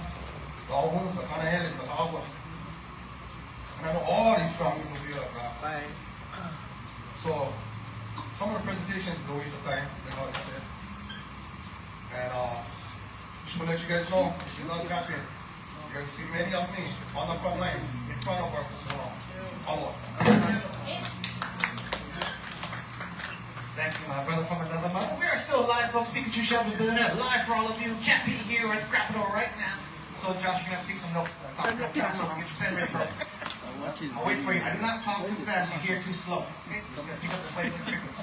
Okay. So, the Oʻahu Board of Trustees meeting, I couldn't get in to tell them to tie to because we got to negotiate. Like they said from the Kapunas, we die 10 years faster every time you're near a landfill. So that means I was born in the 80s. They've been fighting since 70s. That means I'm going to die. I'm in 40s now. I'm not going to live past 65 according to your stats by math. I do not plan to go past 85. But we're supposed to be focused on solutions. I'm disappointed on this because, you know, I emailed you about Singapore, Taiwan, Maldives. We've got people who can make furnaces, who can weld, we can do our own compost. I love you, Brother Henry, but I grab my own eggshells, I throw it into the goddamn ground, I get the list that's too broke, and I make my own compost right in the stinking ground rock. I did not put that in 2 weeks in a stupid Greek quiz. That is the most political thing I ever heard. So, how do we figure out the solutions? How much is it going to cost? You're thinking 7 years, right? It's going to cost you at least $500 million, $500 million, at least $190 million on the low, because I ran the AI math. Now, what our problem is, we got people on YouTube who are redoing plastics. I went to the Triple R to the trash with some of you people here.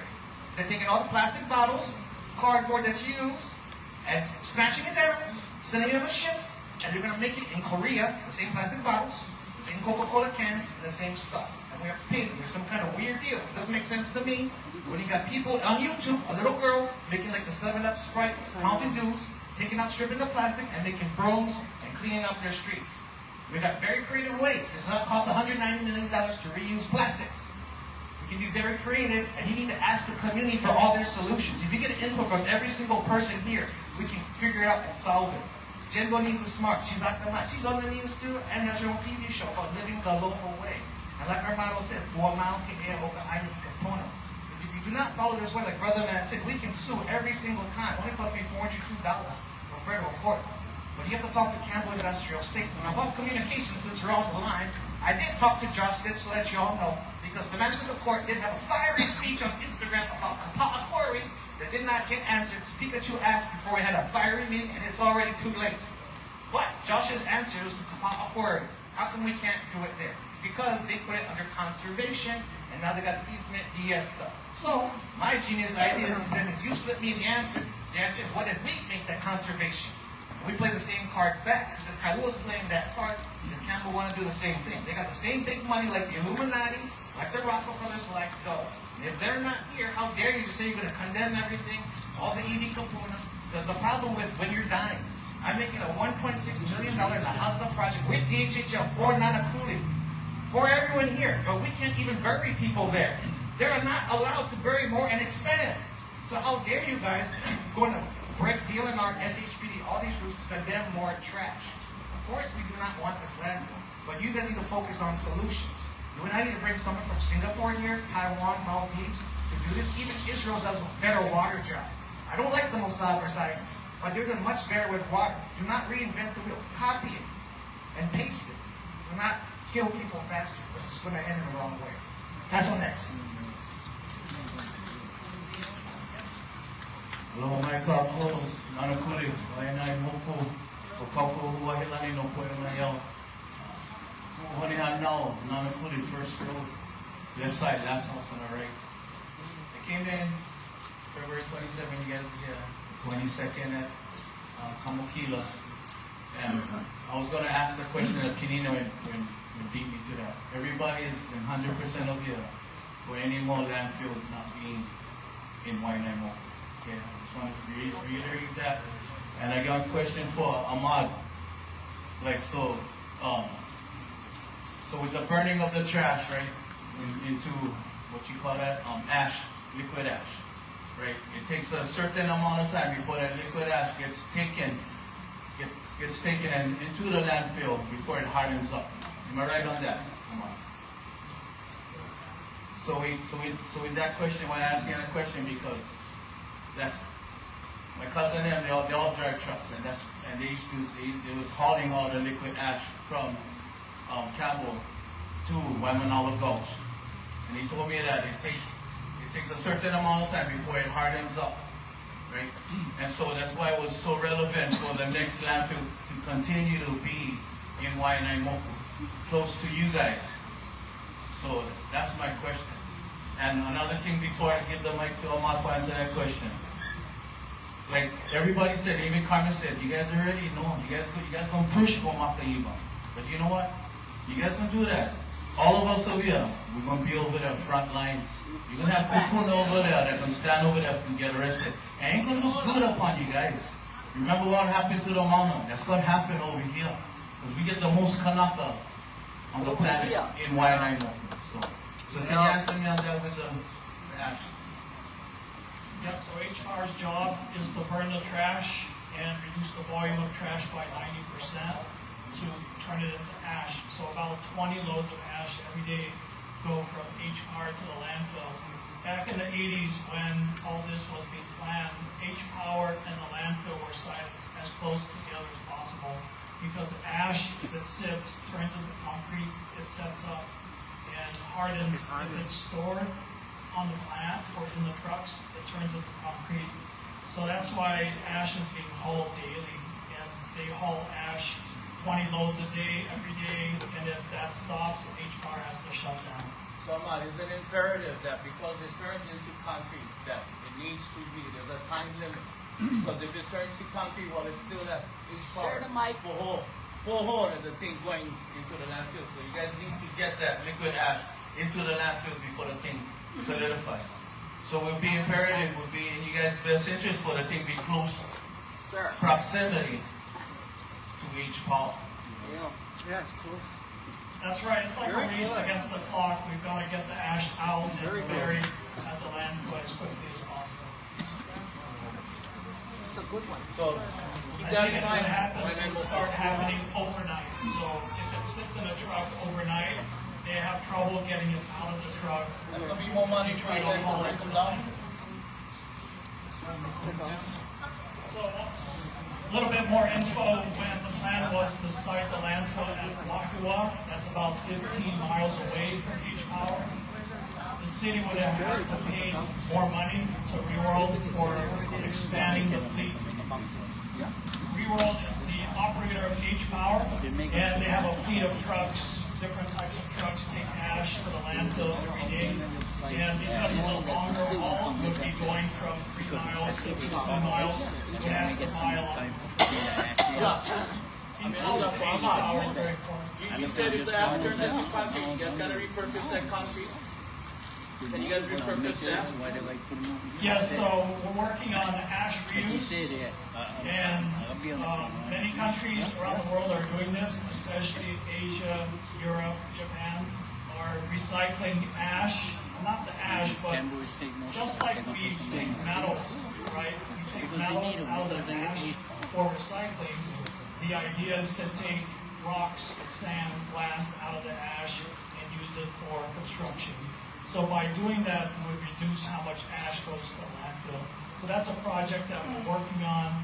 Lots of effort happening in the permitting world, collecting data, testing what's in the ash, so that when all of that is submitted to the State Department of Health and Solid Waste, we can have a project. So this is something that's literally been in the works since the early 90s. We've done different projects, test ramps, and all these studies, right? All this research partnered with the university, right? University of Hawaii, HPU, to make ash reuse a reality someday, just like the other countries are doing. Thank you.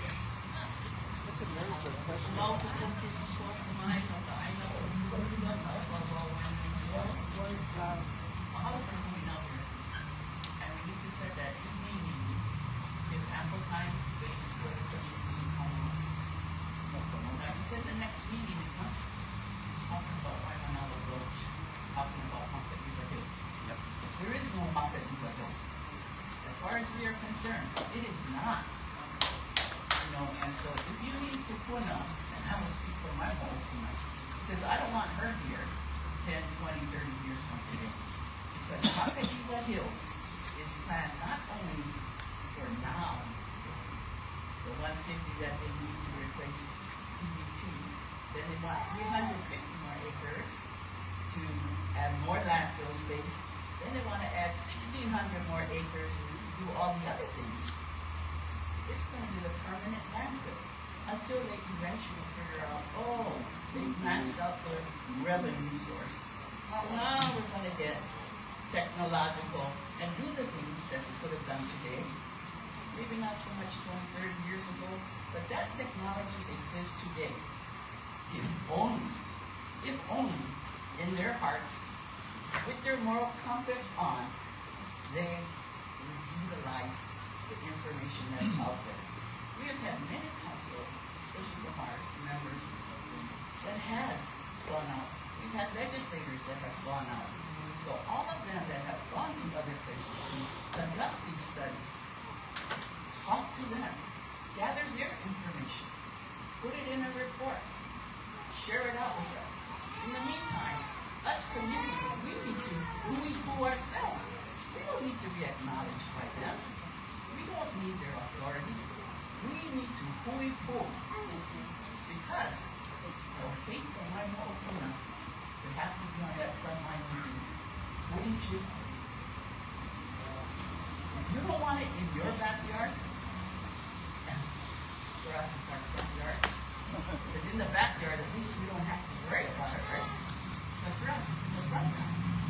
Every day, while we may not see it, those of us that live further away, we may not smell it, we know it's there. We know cultural, environmental, educational injustice that has been suppressed, has been compressed on us. We know this. Finally, our little is rising. And we can do this. We just need to organize ourselves with proper conversation, because even us amongst ourselves, like us married couple that chose each other, right? If these two people that chose each other cannot always agree, but they can continue to coexist, that's what we must do as a community. We must do this, because this is the only way for us to fight this. And our neighbors, our families, our friends that are not impacted the way that we are impacted, they will come to us. They will respond to the kahea, just the way that my brother has said we did on the Mauna. Now, unlike the Mauna, I don't know what Kapu Aloha. I'm challenged with that. Because what Kapu Aloha has been extended to us. Exactly. So, Aka, the Hawaiʻi- Specific, right? So, there is no Uncle Ilokas.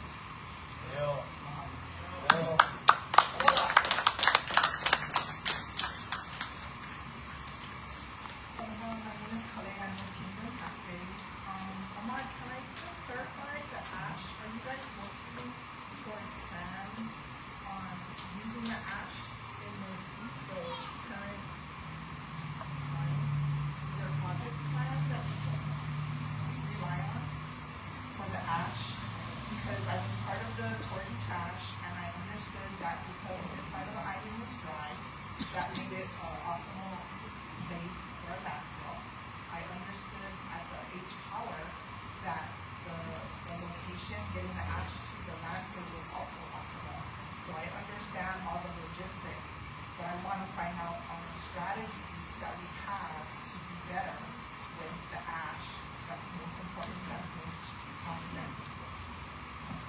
Yeah, so the ash reuse has a big plan, short-term, medium-term, long-term. And the long-term plan is a contract that we signed with Reworld, formerly Covanta Energy, the operator of H-Power, way back in 2019. So this contract has been in the works for a long time, and because it takes so much time to do the planning, right, to do the permitting, We're still in the phase 1, which is planning, permitting, and 30% design for that contract. So that's I call it shooting for the moon. That's the long-term plan. Backing up now a little bit. Short term is the city's working on a 1-year pilot project. So that's a 1-year contract with a company called Advanced Recycling Technologies. They're more mobile. They're more nimble. And they have equipment that they can mobilize from the mainland to do metals recovery from the ash and the auto fluff at the landfill. And because it's smaller scale, right, smaller footprint and mobile, they can mobilize much quicker. So we're looking at starting that project within the next 6 months. And that would be a 1-year pilot to see how it goes and see how much metal they can pull out. By pulling out metal from the ash, you reduce the amount of ash overall material going into the landfill, saving landfill space. And then medium term would be either extending the contract with ART or bidding it out and seeing if there's a medium term option, right, to have, say, a 5-year contract, open out for bid for a company to come in and do this for a longer term, assuming that the pilot is successful. And we have to look at the data, right, how much they can pull out, the cost, and then see if it makes sense budget-wise, and then with reducing the impact, right, on the landfill. And then one more thing. The entire concern is public health. Being on the tour, talking with everybody involved, there's a lack of public health measures. And I know I speak for myself, need more air monitoring, more communication to the public, especially Colina when you guys release the water. Because when you guys told me you guys didn't even communicate to Colina, our residents and visitors swim in those lagoons. People are swimming.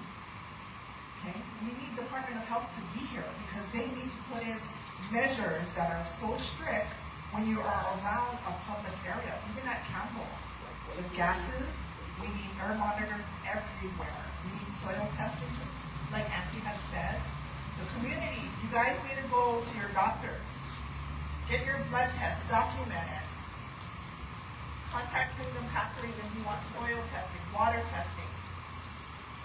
Okay, our public health is at risk. We need the Department of Health to be at these meetings. They need to make the measures where it is going to keep the public safe and aware.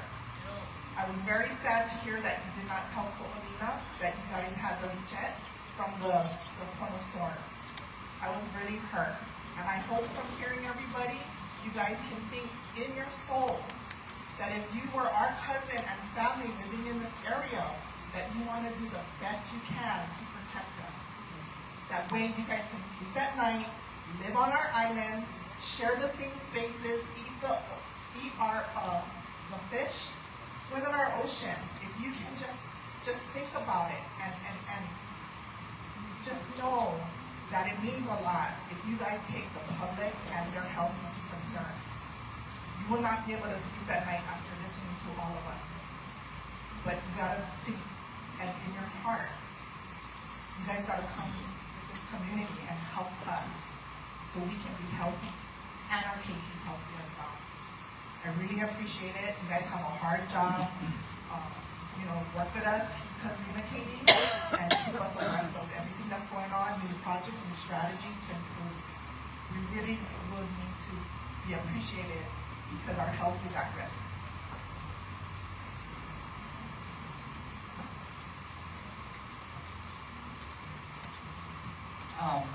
Get 3 more of us. So I'll try to be quick.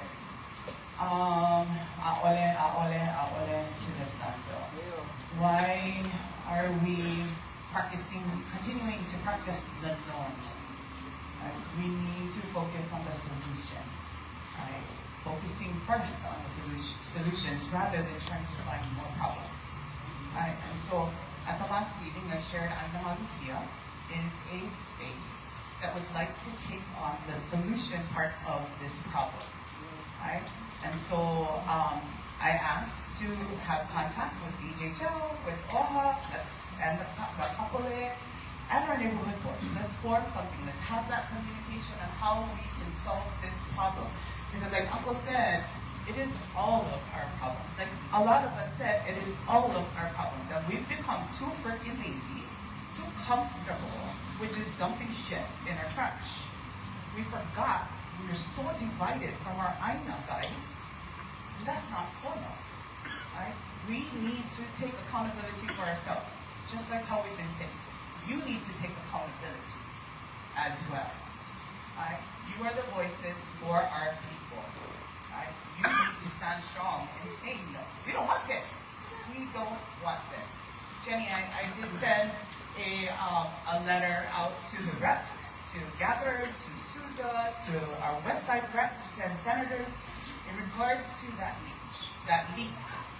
Whether or not it came from that leachate or the storm drain, a test should have been done. A test should have been done because that was not normal. That was out of normal. Yeah? And the fact that you guys did not even take the initiative to try to get a test is heartless. And unfortunate because that shows that you don't give a shit. That really shows that you don't give a shit. Right, so tell Roger that. Right? Mahalo for getting back with me on the documents. But Tina, that's not enough. Yeah. I still want testing on those waters. I still want documentation that proves, not pictures, because I don't know where those pictures were taken. I want documentation that proves that that water did not come from the gulch. And if it did not, it is everybody's responsibility to find out where the hell it came from. Because if it's not yours, it's somebody else. Somebody else is damaging, destroying our oceans. Yes, everybody's putting out, including you guys. So tell Roger, don't try to do that again and bypass this shot. He needs to follow up and get this done. Right? Write this on your paperwork. ʻāina maluhia o Waimanalo. We want to talk with DJHL, with you guys, with the state, with the city. We want to solve this problem. Keep it problem.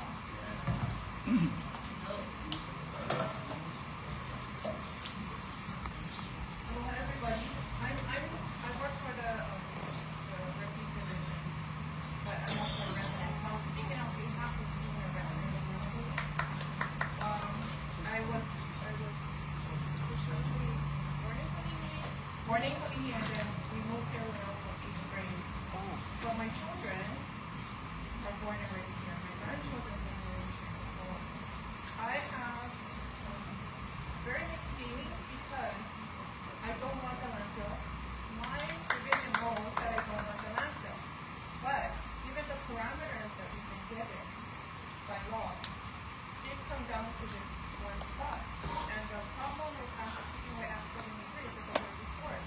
The very act that made PBT not be able to extend itself is the same act that now gives us nothing. Or the location. So that's fine. I also wanted to share, I have 2 grandchildren in Tilo, right? So, but I can see the reality of what we have to deal with. And that's what it is. It's laws and ordinances, and everybody who came up, everybody who showed up, it's important. You did not come here for nothing. I heard you. And our people know us too. Right? So what I think, this is my opinion, what I think is we need creative legislation, right? Our legislators that we put in office need to come up with something that we could receive maybe another location. Okay? That's my opinion. And then everybody has an idea of what they want to do. As a resident, but that's just the reality of it. And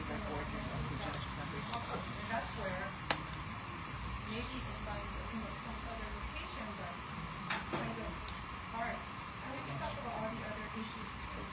But basically, I think that's the only place how we can find it. Thank you. That's just my opinion as a resident. But thank you all for coming. I love all of you guys. Thank you. I appreciate all the monopolies.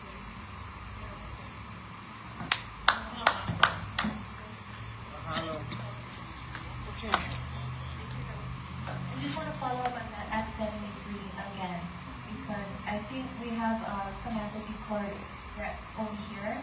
If we can amend that, is that in the works? And then is there a part where we can have PBT exempt from that amendment and we can push this forward?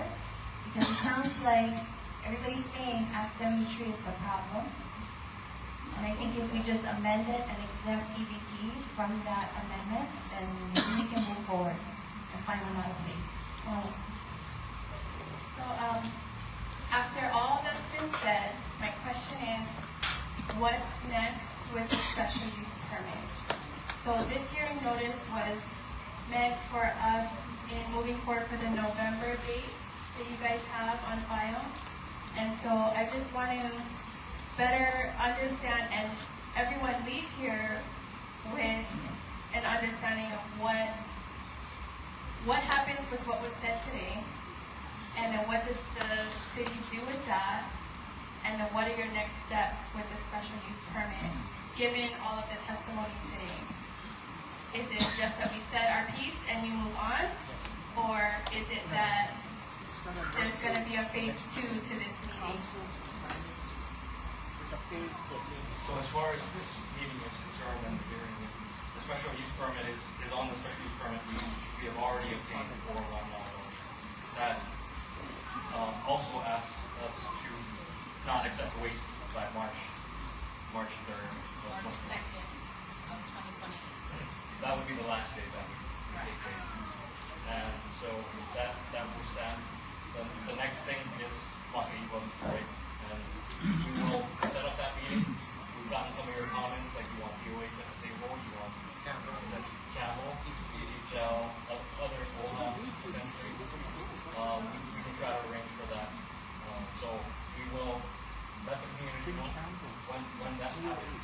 So I'm not sure if anybody doesn't, if you wrote your email on the list, if you don't want to be contacted, let us know before you leave, and we won't let you know. But if you put your email down, I'll try to have you. We'll let you know. And everybody here came with the heart of the impact and experience, and I think everybody comes with our kupuna who have advocated for this in the past, come with our keiki who are going to be fighting for this in the future, and so there's so much energy that's coming here, and so it's not to attack you guys, and I commend that brother came with that fight, because we are hurting in the process of you guys continuing to ignore us, and so please don't let this fall on deaf ears.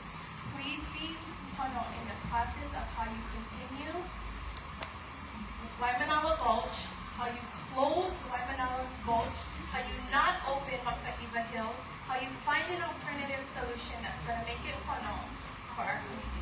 Thank you. Just a couple more minutes. The words talked about that caused it to be here. But that's part of the problem too. It's the parameters that's set in the previous reviews that caused it to be here.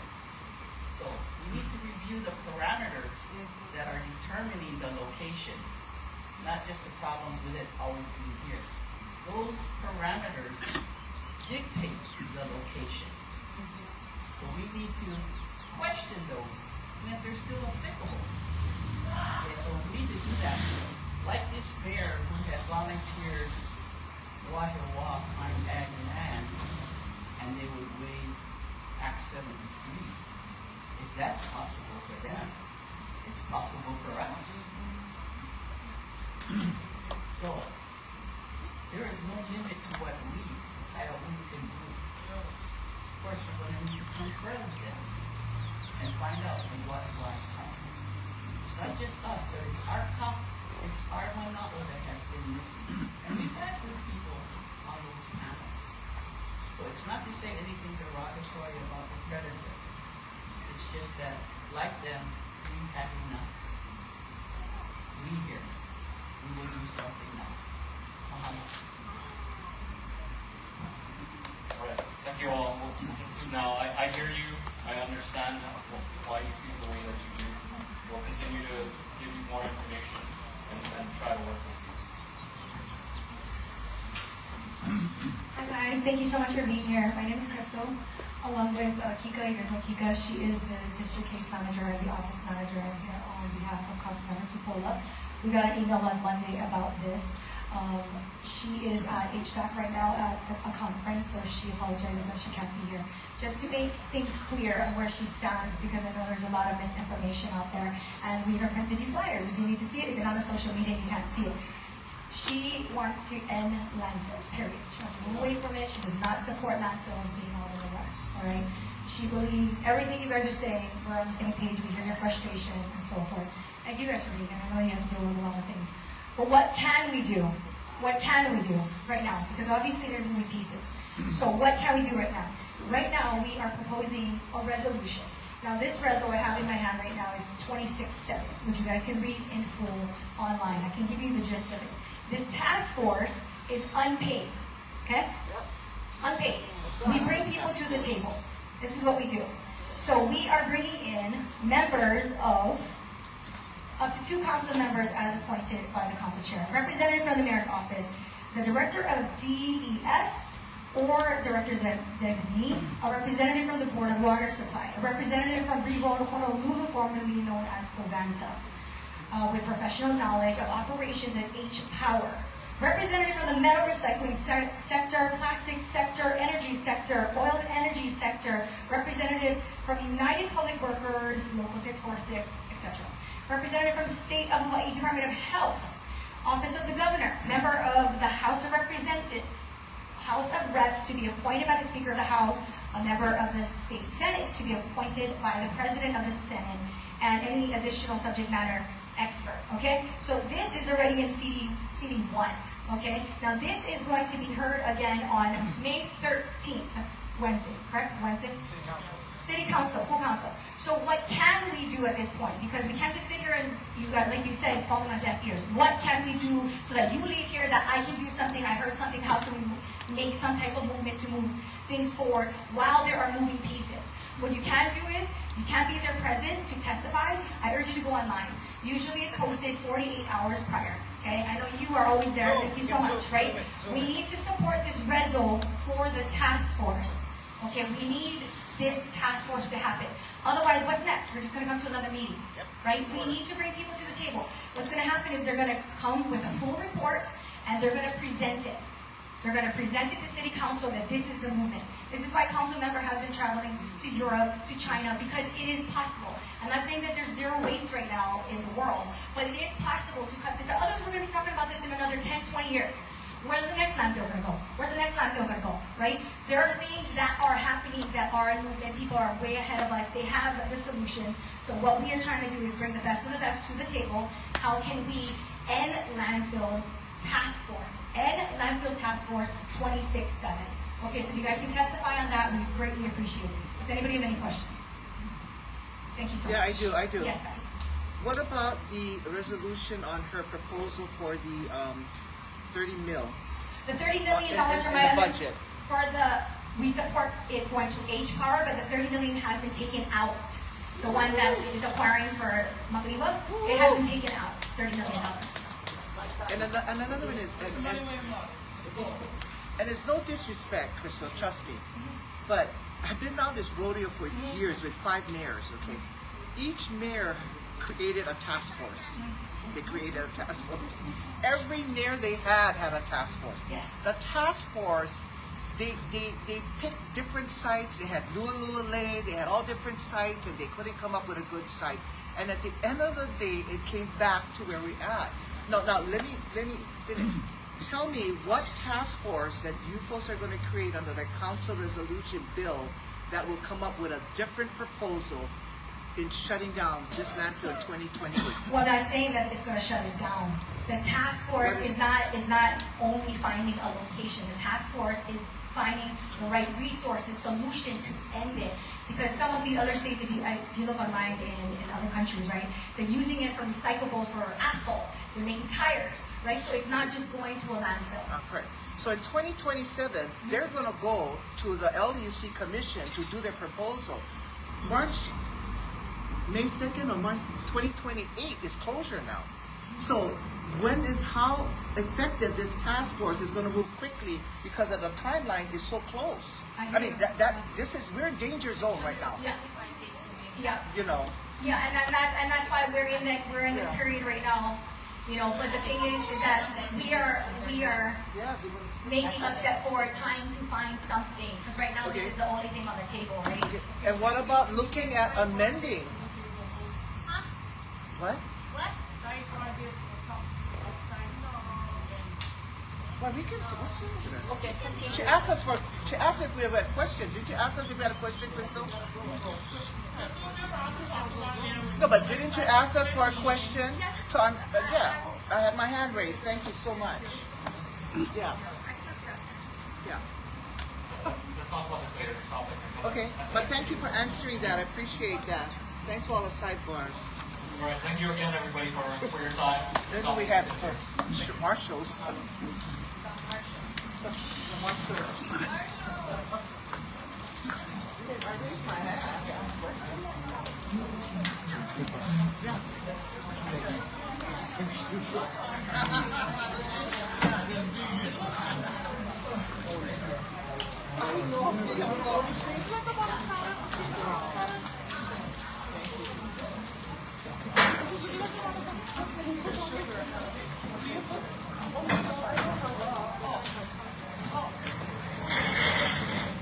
Pretty much wrapping up the meeting, folks. We're talking about Bill 73. The capital flows into Oʻahu. We haven't been any bill done until next year. So Bill 73, all those amending, that's until next year. We got election year. Hell yeah! Alright. Josh, I would like to request Manapua next time. Manapua forecast, Josh. Manapua forecast next quarterly meeting. We got unlimited diabetes, folks.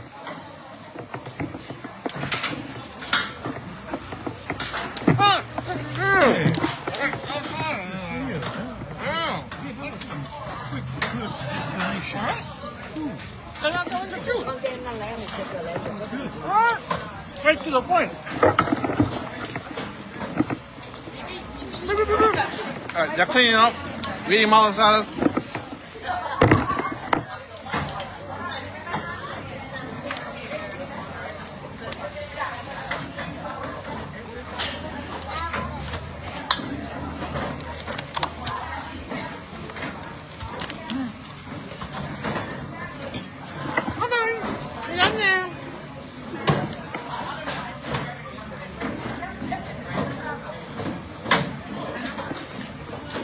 We're wrapping up now. They're still going to condemn the land is the plan. We're looking for solutions, as you can see.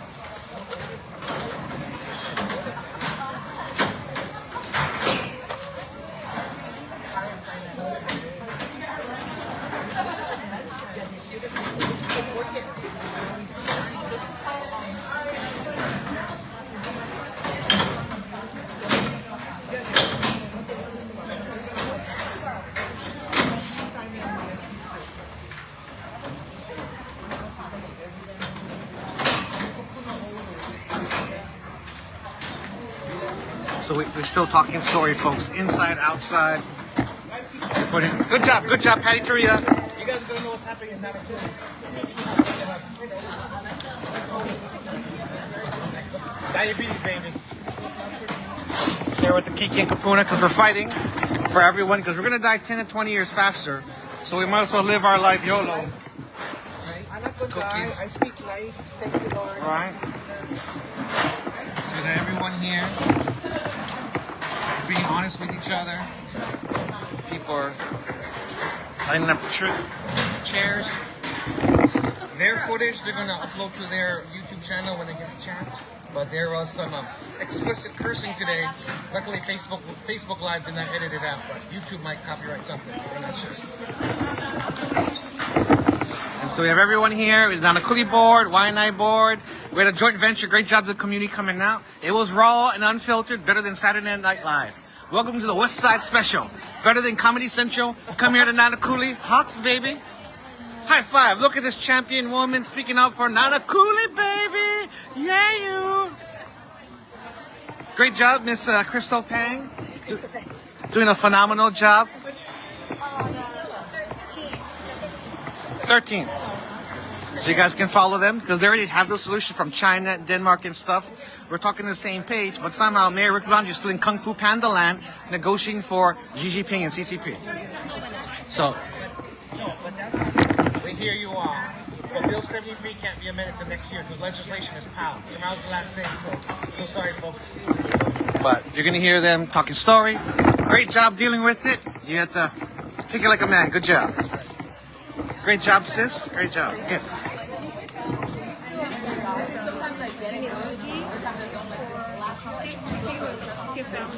I had like one of them because I had that super long thingy.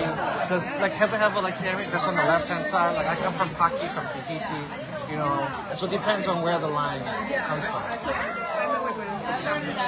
Yeah, because you start relating like, oh, there's the names, right? Because it's kids' book, but you gotta find the line because it's very hard, right? Because when you're kids, you don't know, right? Oh yeah, you were King K. Kaulik is great. You didn't tell me King Kaulik was a polygamist with 3 other kids, 3 other wives, and that's why we all mixed up. You're smart to be honest.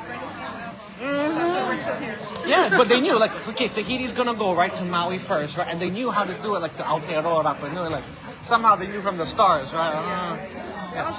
That's just pretty cool, right? They're all in the canoe, bro. Yeah, cool stuff. Oh, great job today for working and telling me. See, we got special people still working, talking story. Sabrina's already on the mix. Henry talking. Terry. By the way, Josh, this is our friend from He's the one who has some stuff offline before he gets grilled.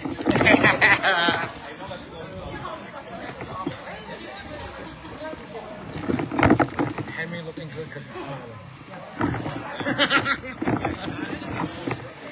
Jen talking to Sabrina, waste management. We got everyone here. Yes. I had to wait in line, bro, because we got shut down for here. We didn't have enough, so we left police commissioner. We went in line, and then we got a gift card. Yes. Yeah, from city council, we saw Matt Wire. We said, bro, North Shore was way better than what we had on the west side. You guys got pizzas, you guys got food, you guys load your people up. We had like fruits and bananas. Yeah. North Shore is the difference. Yeah, I'll visit North Shore more. It just costs us more gas. You can see the rest of the people are still outside. Chilling. Okay, we're gonna start wrapping up too.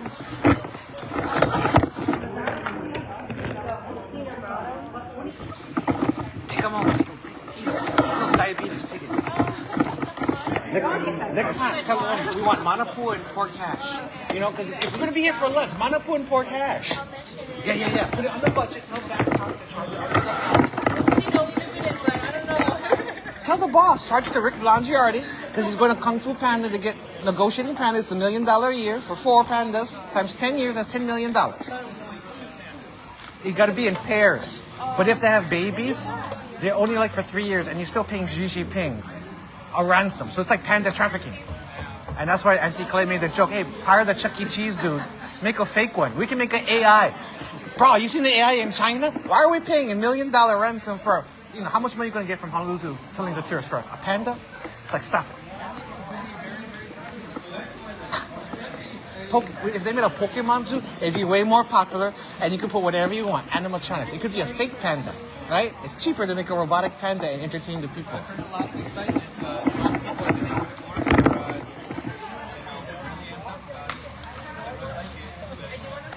Until they see the bill.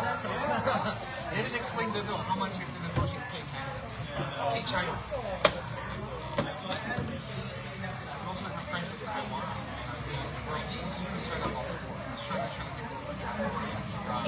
And now they're trying to bribe the mayor. Because the mayor should be helping us with the homeless and the houses. Instead of paying whatever they're going to tell people. Panda, your priorities. Then we talked to Mike Foreman. He's like, oh, he's gone to negotiate. He's pitching me the whole Honolulu Zoo. How much pandas are great. I'm like, Mike, I know you're looking at the money, man. We don't really care. I can see pandas on my YouTube channel from anywhere on the planet. It's not like we can pet them and touch them, you know what I mean? They're gonna be in a cage. Toss them in Hilo. But why? You got free bamboo in Hilo. They'll survive in Hilo.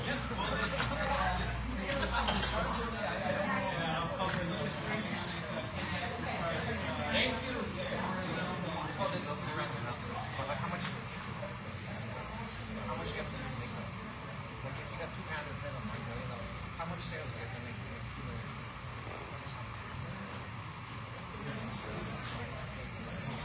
Right, this part of that, yeah. Wheel, strip.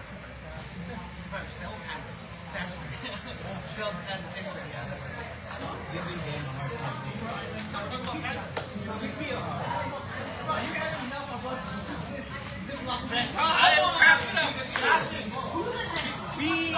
Be an innovator. He lives it. I live it. I know that does it. I never ever put the oil. Come on, Pikachu.